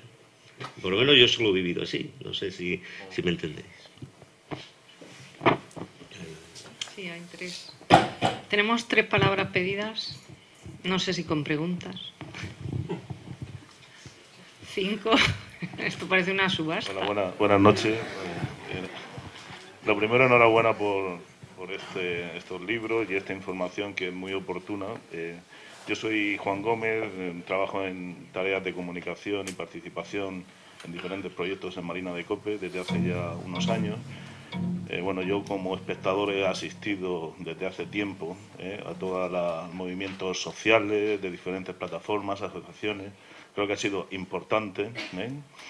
Todos hemos aprendido. Quizá quien menos ha aprendido desde mi punto de vista haya sido la administración, pero no por no saber, sino por no querer. Y bueno, también tengo que decir que mantengo, por supuesto, el respeto absoluto a muchos técnicos y muchos gestores que trabajan en la administración y, en fin, sin hacerlo personal a nadie, pero, en fin, lo que estáis en la mesa seríais un ejemplo. Lo que quiero plantear es que la cuestión de los procesos participativos contra o versus el papel de los gestores y los tomadores de decisiones en este escenario que se nos abre ahora por pura necesidad y por puras alineaciones europeas impuestas, en la que el gobierno regional y el resto de las administraciones locales se ven apresuradamente obligados a tenerse que alinear. Entonces, más que un acto de fe en lo que vaya a hacer la administración de aquí para adelante, creo que tenemos que hablar de necesidad y de coherencia necesaria por los tiempos de crisis, etcétera. Bueno, en esta experiencia que hemos tenido estos 2 años en Marina de Cope, hemos aprendido mucho y hemos localizado a gente locales que creen en este modelo de economía que comentan, bueno, los profesores, economistas, ambientólogos, etcétera. Es conciliar, como hay, y conoceréis perfectamente, modelos, tú dices Francia, Italia y en otros lugares del mundo, donde ya conviven estos intereses socioeconómicos con estas políticas de conservación que son necesarias. La gallina de los huevos de oro que tenemos que cuidar todos. Entonces voy directamente a una cuestión que es un comentario que hizo nuestro presidente Ramón Luis Valcárcel hace poco tiempo, cuando surgió la sentencia del Tribunal Constitucional, donde declaraba abiertamente en la prensa que no ha habido una oposición social contra el AIR de Marina de Cope. Entonces yo pregunto, a todas las asociaciones con las que nosotros hemos tenido contactos, académicos, personas particulares que han apoyado esta visión que llevamos trabajando de conciliar la economía y la conservación de la naturaleza, todos conocemos quiénes son los actores del AIR, los promotores del AIR, nuestros gestores públicos. Yo me pregunto si nuestros gestores públicos conocen a Ramones, Ineses, Bartolos, que hay en Marina de Cope, que están esperando poder tener un negocio entre manos que les permita vivir cuidando su territorio. Porque hasta ahora lo único que le han dicho es que su territorio eran lagartijales que lo único que servían era para venderlo y que ellos se fueran a comprarse un piso fuera de allí. Entonces, mi pregunta va por si realmente el gobierno regional va a aceptar un proceso participativo en los planes de ordenación de los recursos naturales, especialmente el de Marina de Cope, que se nos vienen ahora. Yo doy un dato mientras arranca hablando de la participación, para que tú pienses mientras. Es que estamos hablando siempre de la Red Natura. Hay una encuesta que el 60% de los españoles no fueron capaces de relacionar Red Natura 2000, el nombre, con medio ambiente. Tampoco el caso Einstein, Red Natura 2000 con medio ambiente. No fueron capaces. Solo un 1% sabía lo que significaba LIC. Significaba. Y de CEPA habíamos oído hablar un 2%. ¿Cómo queremos una participación pública? Cuando una cosa que está ahí y nadie sabe ni lo que es. Y a la gente que se le vende a los dueños del territorio solo hay restricciones legales. Porque no va acompañado, porque va, como ha dicho Blanca, va de una ley. La ley es muy fácil de hacer, es muy barato. Eso es muy barato para un político, sacar la ley, sacar el plan de ordenación, pero ¿dónde van las medidas de atrás? Entonces no hay una política como en Francia, como en Italia, donde a la gente se le integra, de participación de verdad, la gente lo vive. Entonces, si aquí no la tenemos, la participación pública se queda en participación académica, las asociaciones, pero que no somos la realidad. Y te dejo.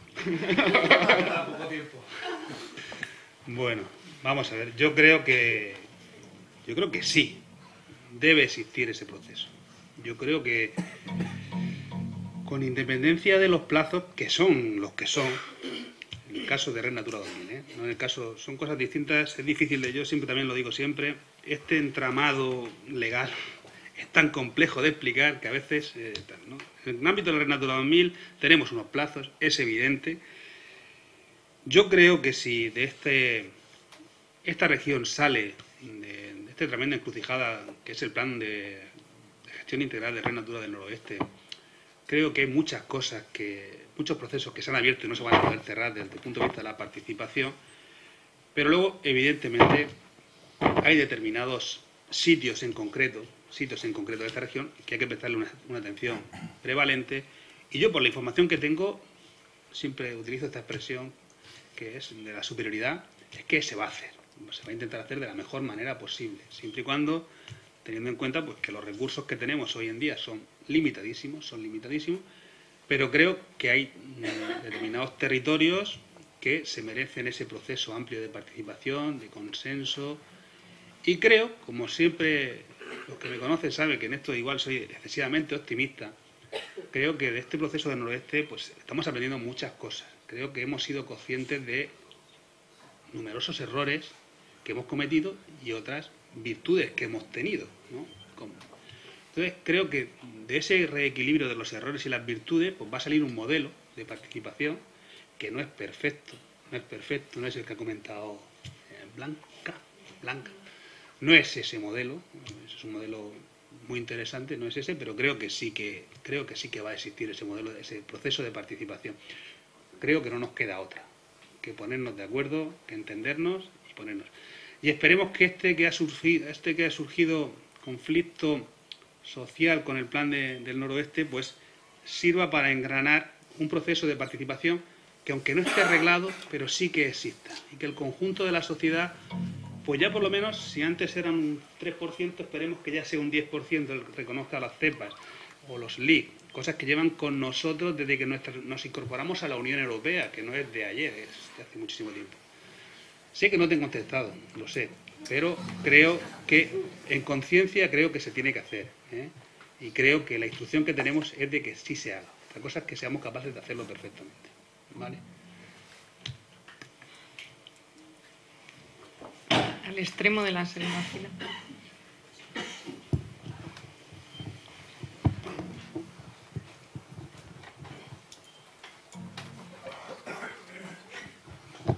Hola, buenas noches. ¿Se me oye bien? Vamos a ver, esta mañana en La Verdad, el señor Esteve decía, o bueno, escribían lo siguiente.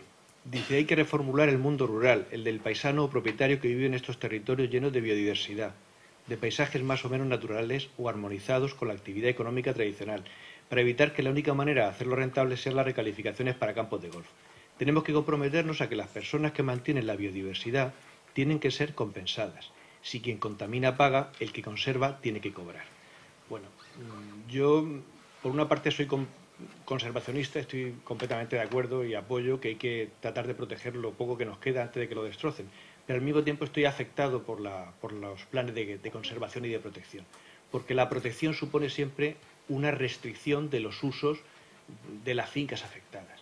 Entonces, claro, hay cientos de propietarios, grandes y pequeños, agricultores, grandes y pequeños, ganaderos, gente que vive allí, que van a ser muy afectadas por esto. Por ejemplo, gente que pueda tener, por poner algún ejemplo, gente que tenga un bancal de X hectáreas de garroferos o de almendros, de secano, y quiera reconvertirlos a agricultura intensiva, meter unos topos, allanar el terreno, meter riego por goteo y ganar más dinero, que en principio tiene derecho a hacer un negocio, a trabajar con su tierra.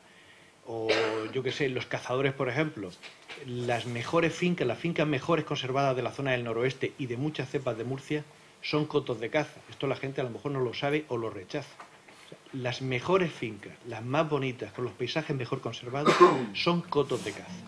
Que eso es lo que te permite que haya búhos reales, águilas, etcétera, etcétera. Bueno, pues es muy posible que con los planes de gestión, en el noroeste y los que se sigan haciendo, se vaya a restringir la posibilidad de cazar en determinadas épocas del año o en determinados sitios de esas zonas.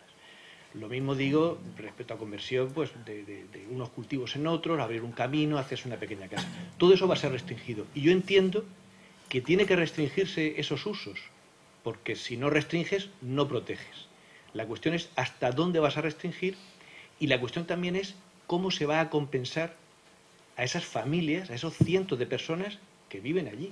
Porque nosotros estamos aquí, tenemos nuestros trabajos. Ustedes son profesores universitarios o políticos o son administrativos y cobran sus sueldos.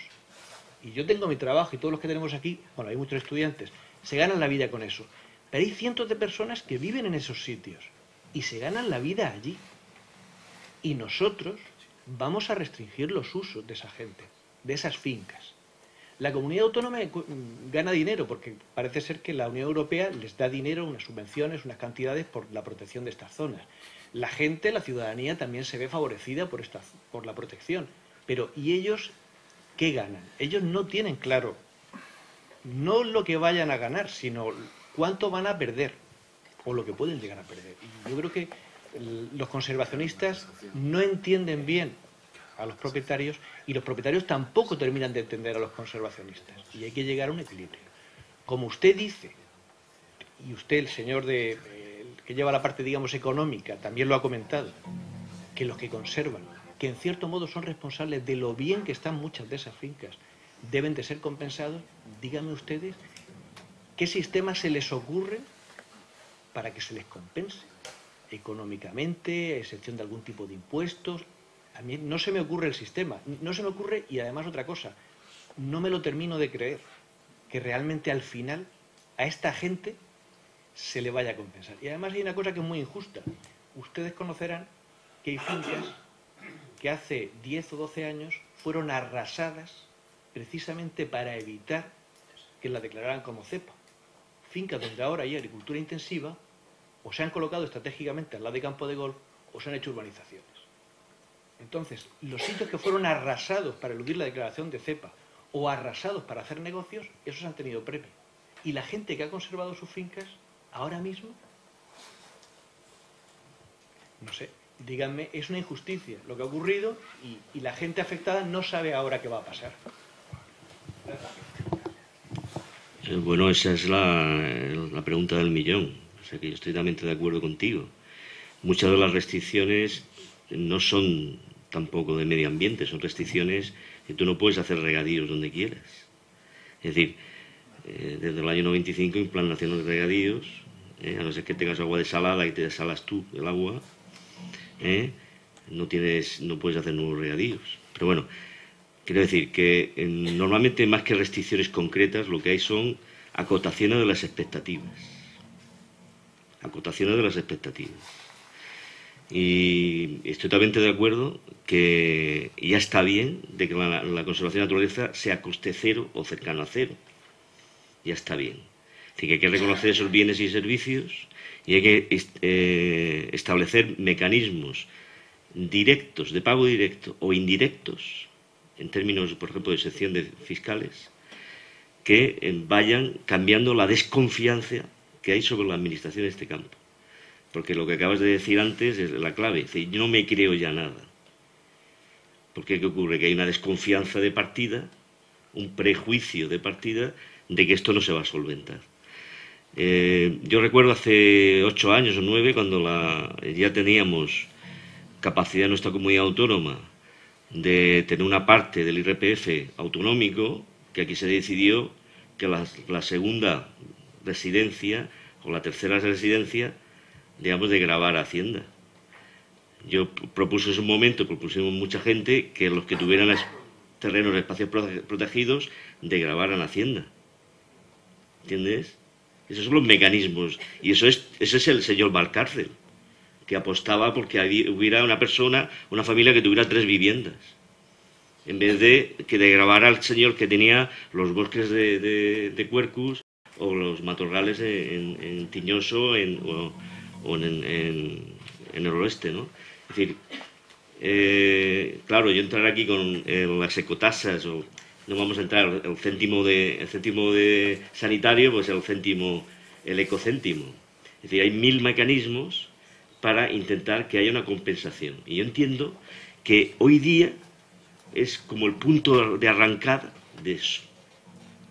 Y el problema está en que lo hemos cogido en un momento donde no hay un puñetero duro. ¿Sabes lo que quiero decir?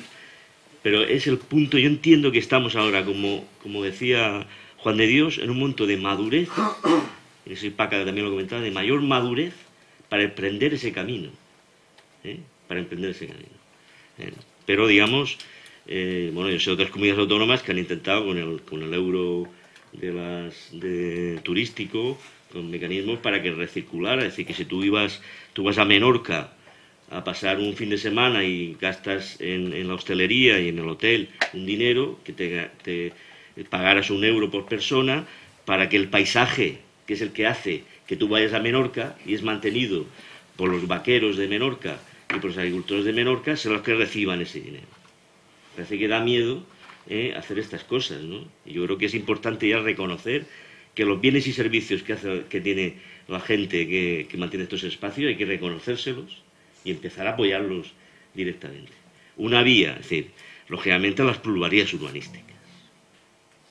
Esa es la parte del león. Aquí hablamos del 15%, el 30%, los más rojos, ya con los cuernos y los rabos, ya hablan del 30%. Coño, en Estados Unidos la media es el 93% son plusvalías públicas. El 93%. Y todavía no sería el que hace la urbanización. No, el que hace la urbanización gana su 7% y el resto de plusvalías va al ayuntamiento o a la comunidad autónoma para hacer recircular esos dineros a los que no pueden hacer la urbanización. Pero aquí no hay nadie que tenga lo que tiene que tener para coger esa política urbanística por donde hay que cogerlo. ¿Entendés lo que quiero decir? Porque ahí es donde sale la mayor parte de las penas. No, que quede claro que no es avaricia por ganar dinero, ni no. Es que realmente hace daño. O sea, los propietarios, aunque usted dice que las limitaciones siempre han existido, el Plan Nacional de Regadío, cierto, pero conforme avanza la protección, conforme se aprueben los POR, las regulaciones y la vigilancia y va a estar todo mucho más atado. Eso está más claro, que el agua durante estos años todavía se ha podido hacer algo. Y cuando digo algo se refiere, por ejemplo, a labrar zonas, poner en regadío zonas. Dentro de poco eso no se podrá hacer de ninguna manera. Es decir, ahora, aunque siempre está restringido, en cuanto ustedes aprueben esto, entonces sí que no se va a poder hacer ya nada. Yo, dos reflexiones sobre el plan al cual ha hecho mención. Es un poco por centrar. Para mí es muy importante que entendamos que estamos en un proceso de participación pública. Formal, pero es un proceso de participación pública. Por lo tanto, el documento que hay es un documento para que el conjunto de los ciudadanos puedan hacer aportaciones al mismo. No es el documento final. Es una diferencia peculiar, pero un plan de gestión no es un plan de ordenación de los recursos naturales. Esto es un hecho diferencial y nos ha costado que la gente lo entienda. Nos ha costado porque realmente, yo no sé, son muchas reuniones, menos de 50, pero más de 40. Todo aquel que se ha querido reunir con nosotros lo hemos atendido. Ha sido un esfuerzo, creo que muy bien hecho por parte de la Administración Regional, de intentar explicar todo aquello que se ha dado por hecho cuando realmente son matices de la interpretación de la interpretación. Yo no voy a entrar a debatir ni a defender que lo que usted ha comentado es cierto o no, pero yo le invito a que, si usted quiere, como cualquiera del que nos ha pedido audiencia, explicarle que muchas de las cosas que se dicen no están así dichas ni en el documento. Y le invito a que me escuche a mí, y a mi subdirectora y al conjunto de técnicos cuando usted quiera y se lo explico. Los técnicos no somos insensibles a todo esto. Los técnicos somos perfectamente sensibles a todo esto. Otra cosa es que a veces, por las prisas, la precipitación, los recursos, podamos acertar más o menos. Creo que, incluso en este caso, el escenario de transparencia que hemos hecho reconociendo errores, no creo que se haya dado en ningún momento de la historia regional en el ámbito de este tipo de la planificación. No porque mis predecesores lo hayan hecho mal, no, sino porque hemos asumido que era el momento de reconocer errores cuando las cosas están escritas. No somos insensibles, podemos haber acertado más o menos, porque somos perfectamente conscientes de que ese debate de la economía está ligada a la gestión y a la planificación. De hecho, yo os invito a que conozcáis el documento Marco de Acción Prioritaria Red Natura 2000. Es un documento que emana de los 19 jefes de servicio de las comunidades autónomas y las 2 ciudades autónomas y de la Subdirección General de Biodiversidad del Ministerio. De ahí surge, se emana un documento que va creciendo hacia arriba y ayer, el lunes, me parece que fue aprobado en conferencia sectorial, ¿no? En ese documento viene de forma clara cómo los gestores entendemos que es necesario la introducción de fórmulas económicas para la gestión de ese territorio. A partir de ahí, ya los gestores damos una solución de planificación, damos una propuesta económica, pero a partir de ahí somos nosotros, y vuelvo a reincidir, somos nosotros como sociedad los que tenemos que hacer que ese documento, Marco de Acción Prioritaria, que no es sino un instrumento que tiene que orientar, dar criterio a otros fondos europeos, al final se van reflejados en nuestra tierra y en la redistribución de nuestra tierra. Y como tercera reflexión, muchos de los agricultores que hoy reciben ayuda la reciben por el hecho de ser Red Natura 2000. No la recibe la región, no la recibe Juan de Dios Cabezas, la recibe esos agricultores. El problema es que en ocasiones incluso se llega a desconocer por parte del agricultor que eso es así. Por lo tanto, tenemos que reformular estos procesos de participación e información. Como ves, no hay tanta distancia en lo que tú me has dicho y lo que yo te he dicho. Simplemente es una forma de hablar, de reinterpretar o de querernos entender. Y yo brindo esa oportunidad a cualquier ciudadano, propietario o no, de esta región, que quiera discutir del plan de ordenación, del plan de gestión, perdón, del noroeste, a que lo haga. En lo que nos hemos equivocado, creo que lo hemos reconocido ya por activa y por pasiva. Pero lo que precisa aclaración, todavía nos quedan fuerzas para intentar aclararlo y para intentar defender el plan como un documento razonable.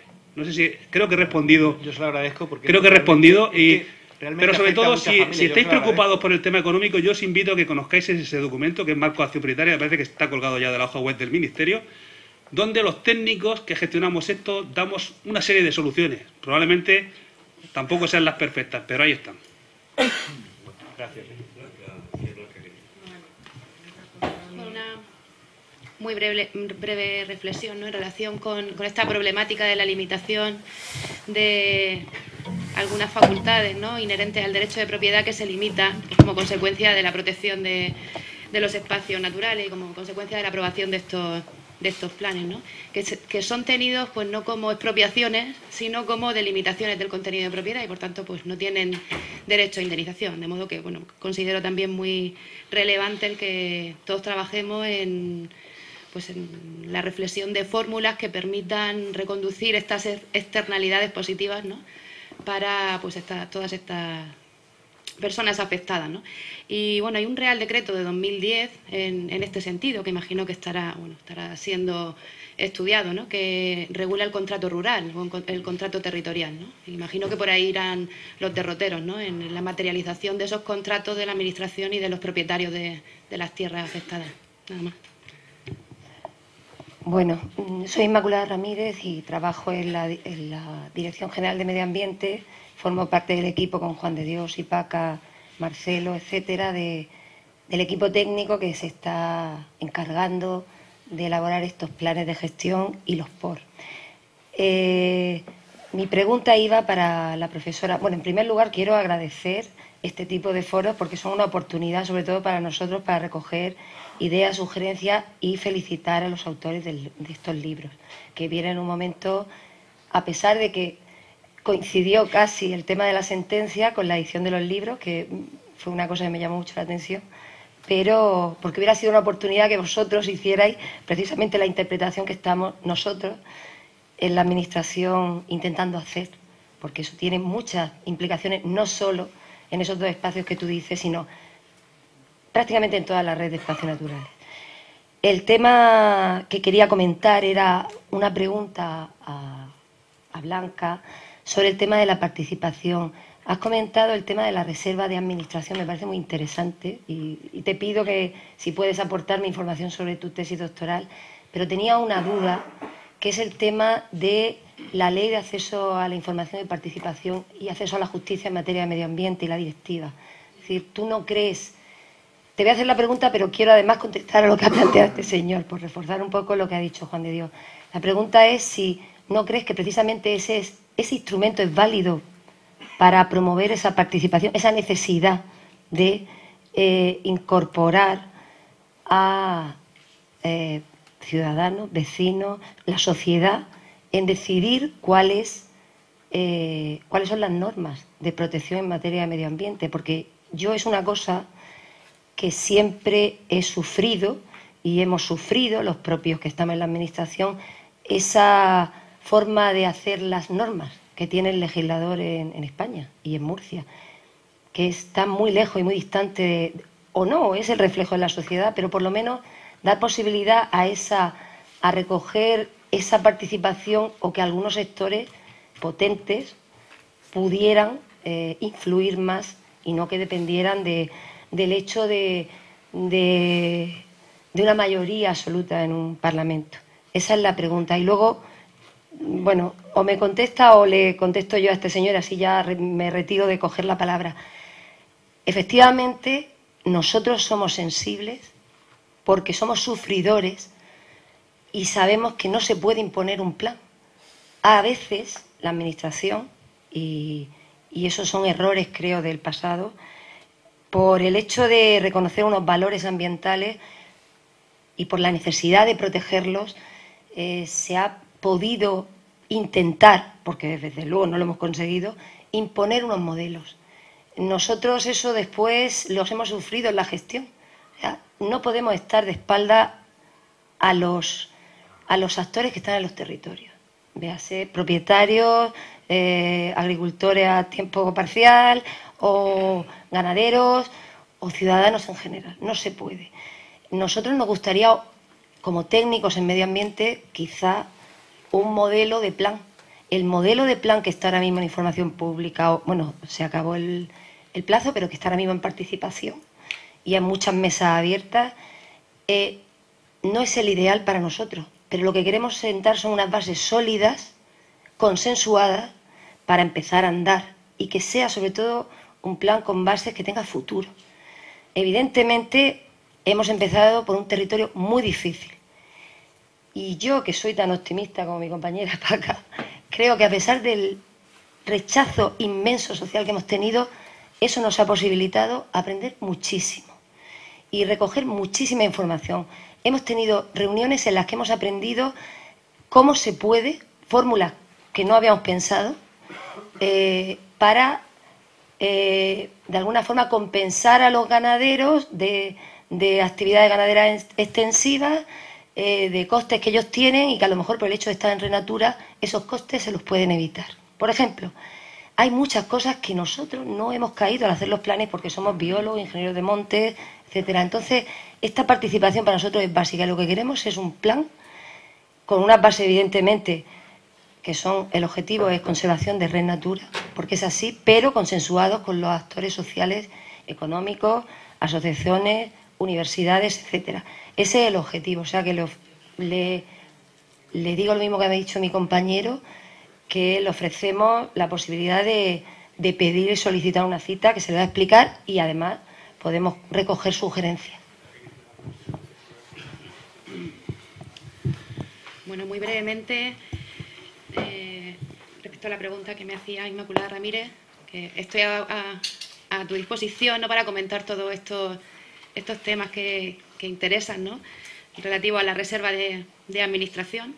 Y es cierto que es que para adoptar cualquier decisión que tenga efectos sobre el territorio, pues desde el punto de vista ambiental, económico, de desarrollo, de cualquier óptica, es necesario que esa decisión se tramite en vía administrativa para garantizar la participación de los afectados, de los ciudadanos, de los interesados, de la participación popular, porque si cristaliza esa decisión que tiene efecto sobre el territorio en una norma con rango legal, pues esa participación no se está garantizando. Entonces, en cierto modo, pues sí sería una contradicción con el convenio de Aarhus y con la directiva de participación y nuestra ley de participación, ¿no? El que la toma de decisiones que van a tener un efecto sobre el medio ambiente en este caso, pues no se pueda participar de otra manera que no sea, pues, de una forma casi política, ¿no? Porque estas decisiones al final van a ser tomadas por mayorías, ¿no? O como resultado de un debate, pero parlamentario, no ciudadano, ¿no? Entonces, también para poder ejercer esa función de control de la discrecionalidad técnica en estos casos, que también es un tema importante, la única manera de no imponer planes desde arriba es tramitar siempre procedimientos administrativos, ¿no? Entonces, creo que en este sentido, pues está bien y por eso también la legislación de espacios naturales estableció pues la previa planificación y la posterior declaración de los espacios. Lo que pasa es que nosotros hemos invertido esa tendencia general o esa regla general. Nada más.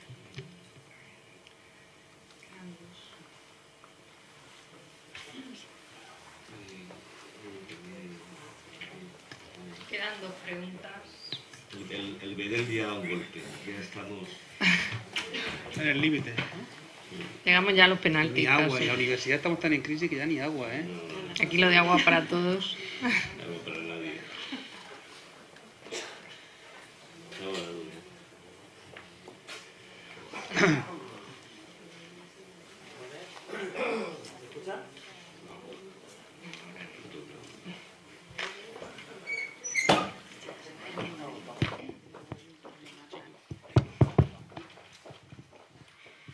¿Ahora? Sí. Bueno, mi nombre es Pedro Raval, yo soy licenciado en Ciencias Ambientales y especialista en gestión integrada de áreas litorales. Y bueno, quería, cerrando un poco la sesión, refundir varias de las ideas que se han comentado y a la vez lanzar esa pregunta.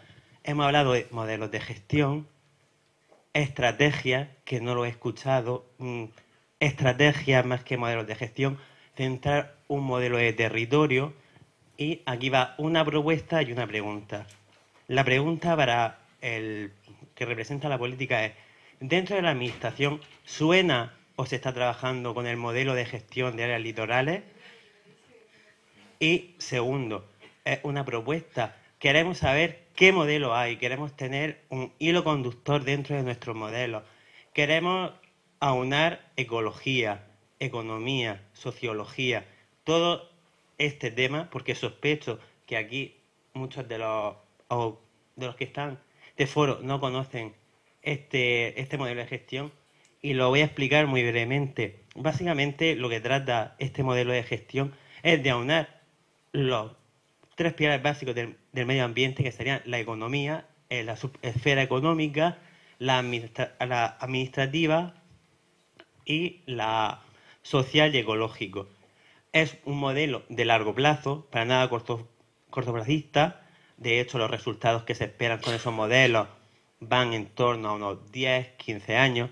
Es un modelo que también se ha hablado aquí de la Unión Europea, de la política de la Unión Europea, que si bien no hay una directiva, sí que hay varias recomendaciones que, digamos, fomentan o incitan a que los estados y las regiones lo pongan en marcha. Y por eso decía que es una recomendación y una propuesta a todo lo que se está debatiendo en este foro, y mi sospecha a que o no se trabaja o no se conoce dentro de la administración. Y también, pues, como especialista me pongo a la disposición de la administración para, si hay algún tipo de duda o algún tipo de trabajo que se quiera consultar, pues poder abordarlo y dar la información. Y nada, pues muchas gracias y agradecer estos foros que tan interesantes son. Creo que muchos me conocéis, no soy político, soy jefe de servicio, soy funcionario, estoy en ese límite probablemente que genera confusión, pero dicho esto, estoy muy orgulloso de estar donde estáis y de quién me ha puesto. Vamos a ver, yo creo que sí que somos conocedores de todos esos documentos, de todos este tipo de instrumentos.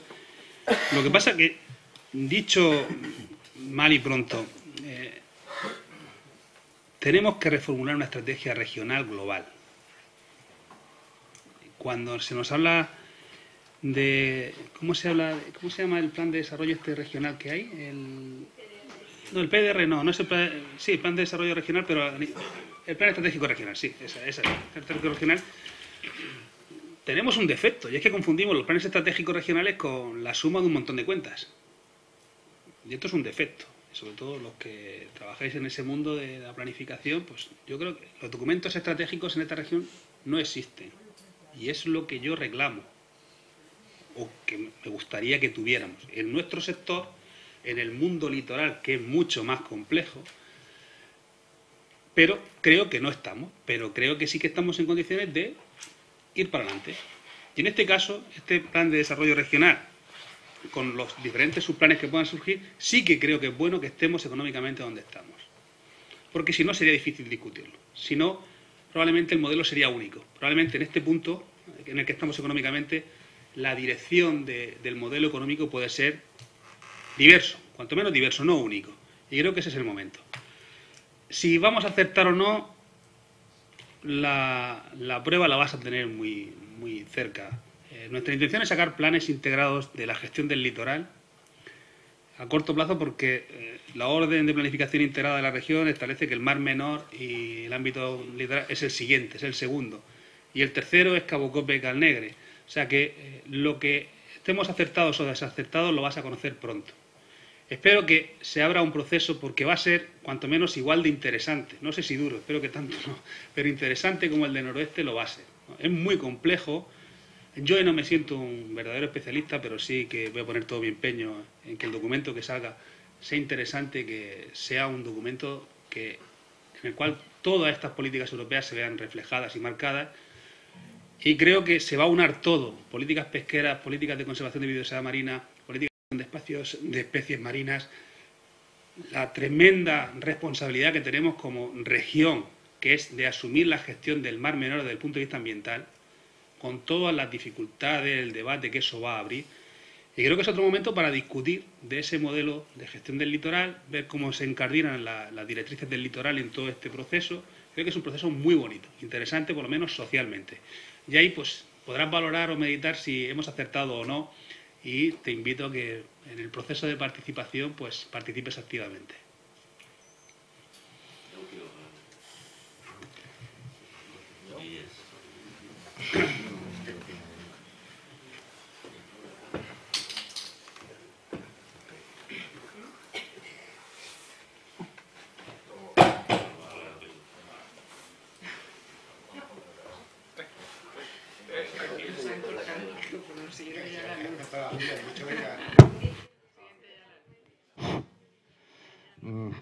Vamos a ver, sí, antes comentaba Paca el tema de que como que no hay modelo ahora, ¿no?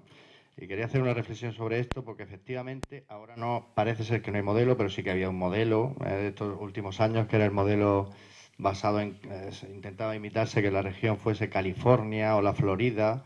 Se tenía un modelo tipo, ese tipo de regiones de Estados Unidos, ¿no? Y se intentaba enladrillarlo gran parte de la región. Entonces, por responder un poco antes a la reflexión, a la pregunta esa que era interesante, y por hacer reflexionar un poco a la pregunta sobre si es buena para la naturaleza la crisis, yo creo que indudablemente también, porque se ha parado de cuajo ese modelo de desarrollo que existía, con lo cual oxígeno para la región a tope, oxígeno para la región, oxígeno para España, porque era un modelo que se estaba intentando hacer en gran parte del país, y oxígeno para el planeta.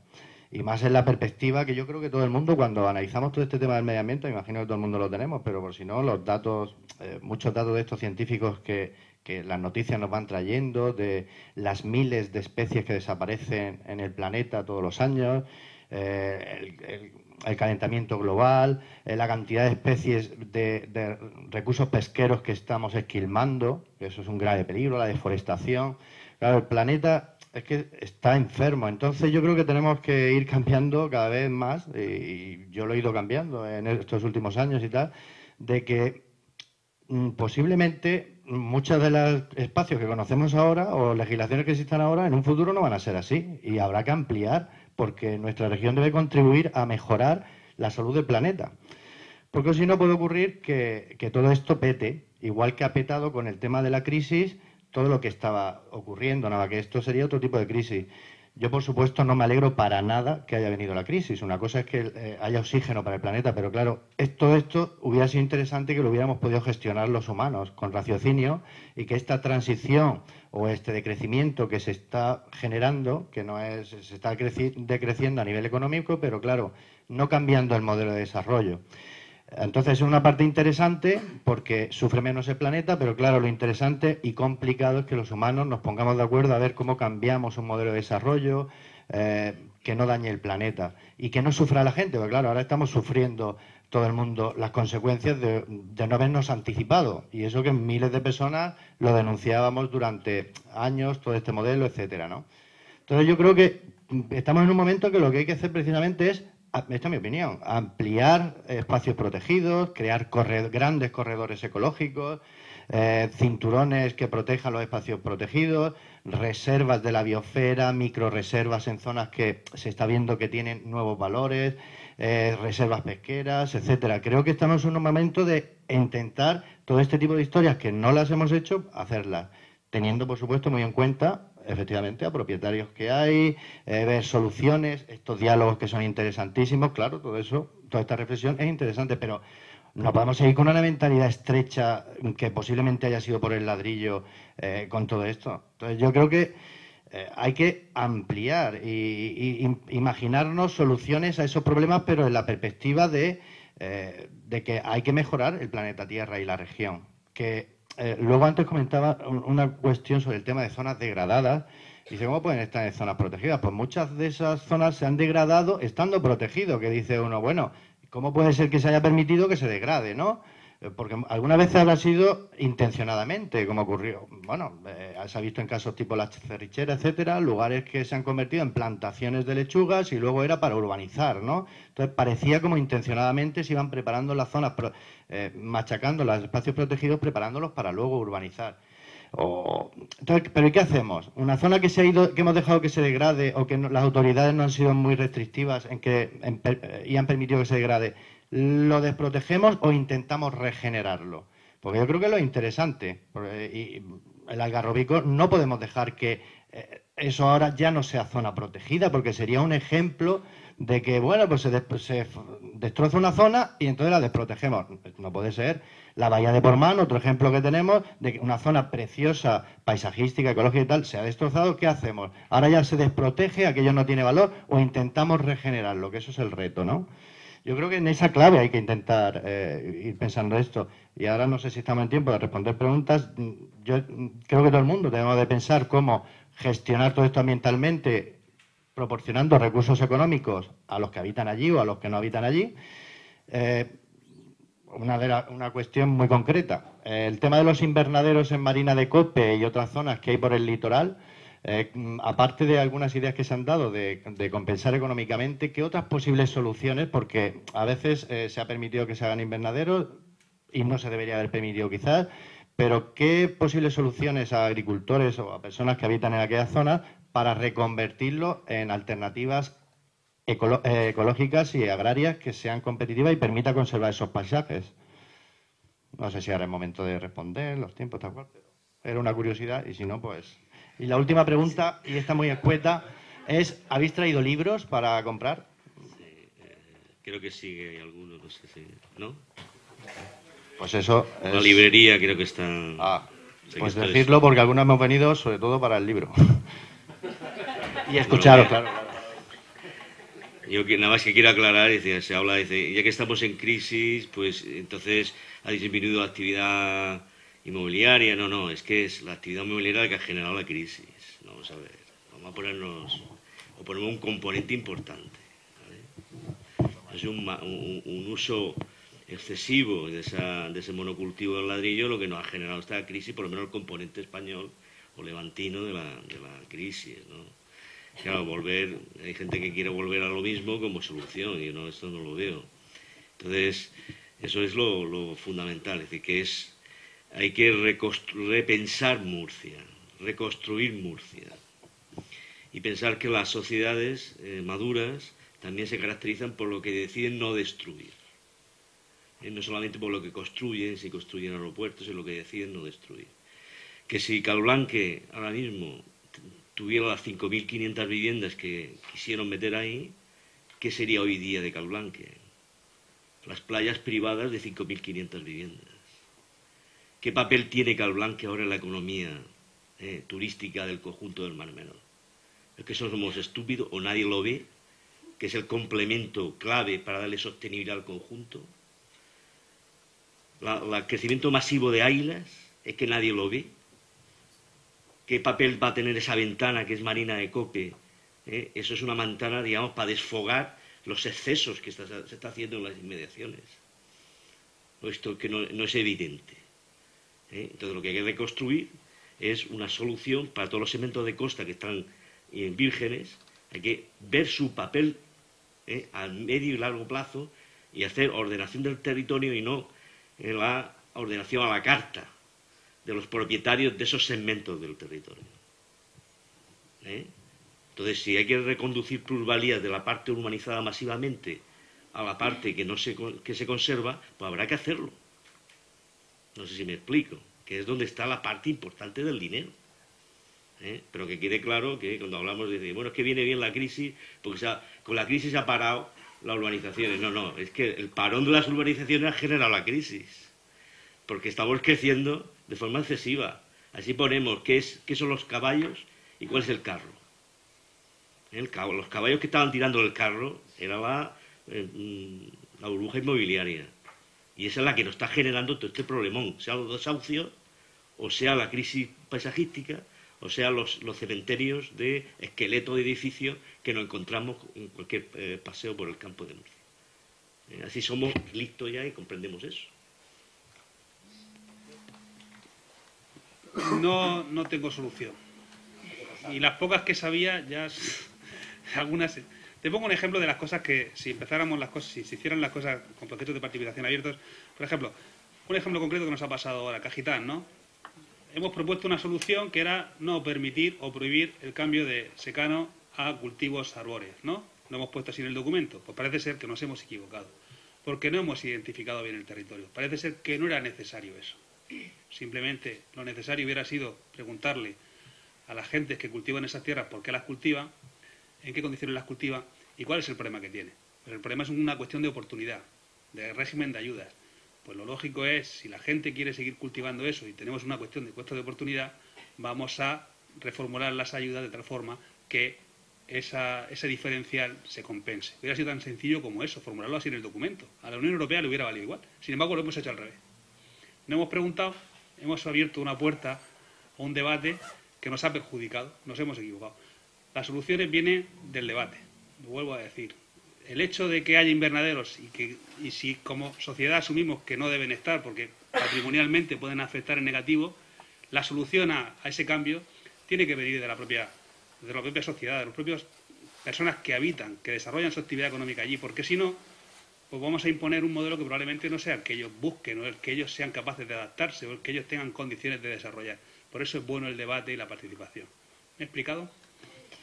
La verdad es que lamento no tener más tiempo. Les agradezco que hayan venido aquí a la asistencia de esta mesa redonda. Espero que les haya gustado. Se nos ha pasado el tiempo rápido, llevamos casi 2 horas porque empezamos un poco más tarde. Y bueno, seguro que algunas de las preguntas que se han quedado sin formular están respondidas en el libro.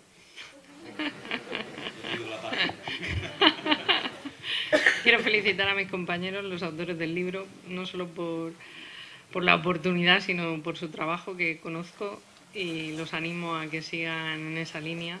Como también agradezco a la Dirección General, aquí representada por Juan de Dios, pues el buen compañero de viaje que es. Y nada más, a todos vosotros, pues muchas gracias y espero veros en la siguiente mesa redonda.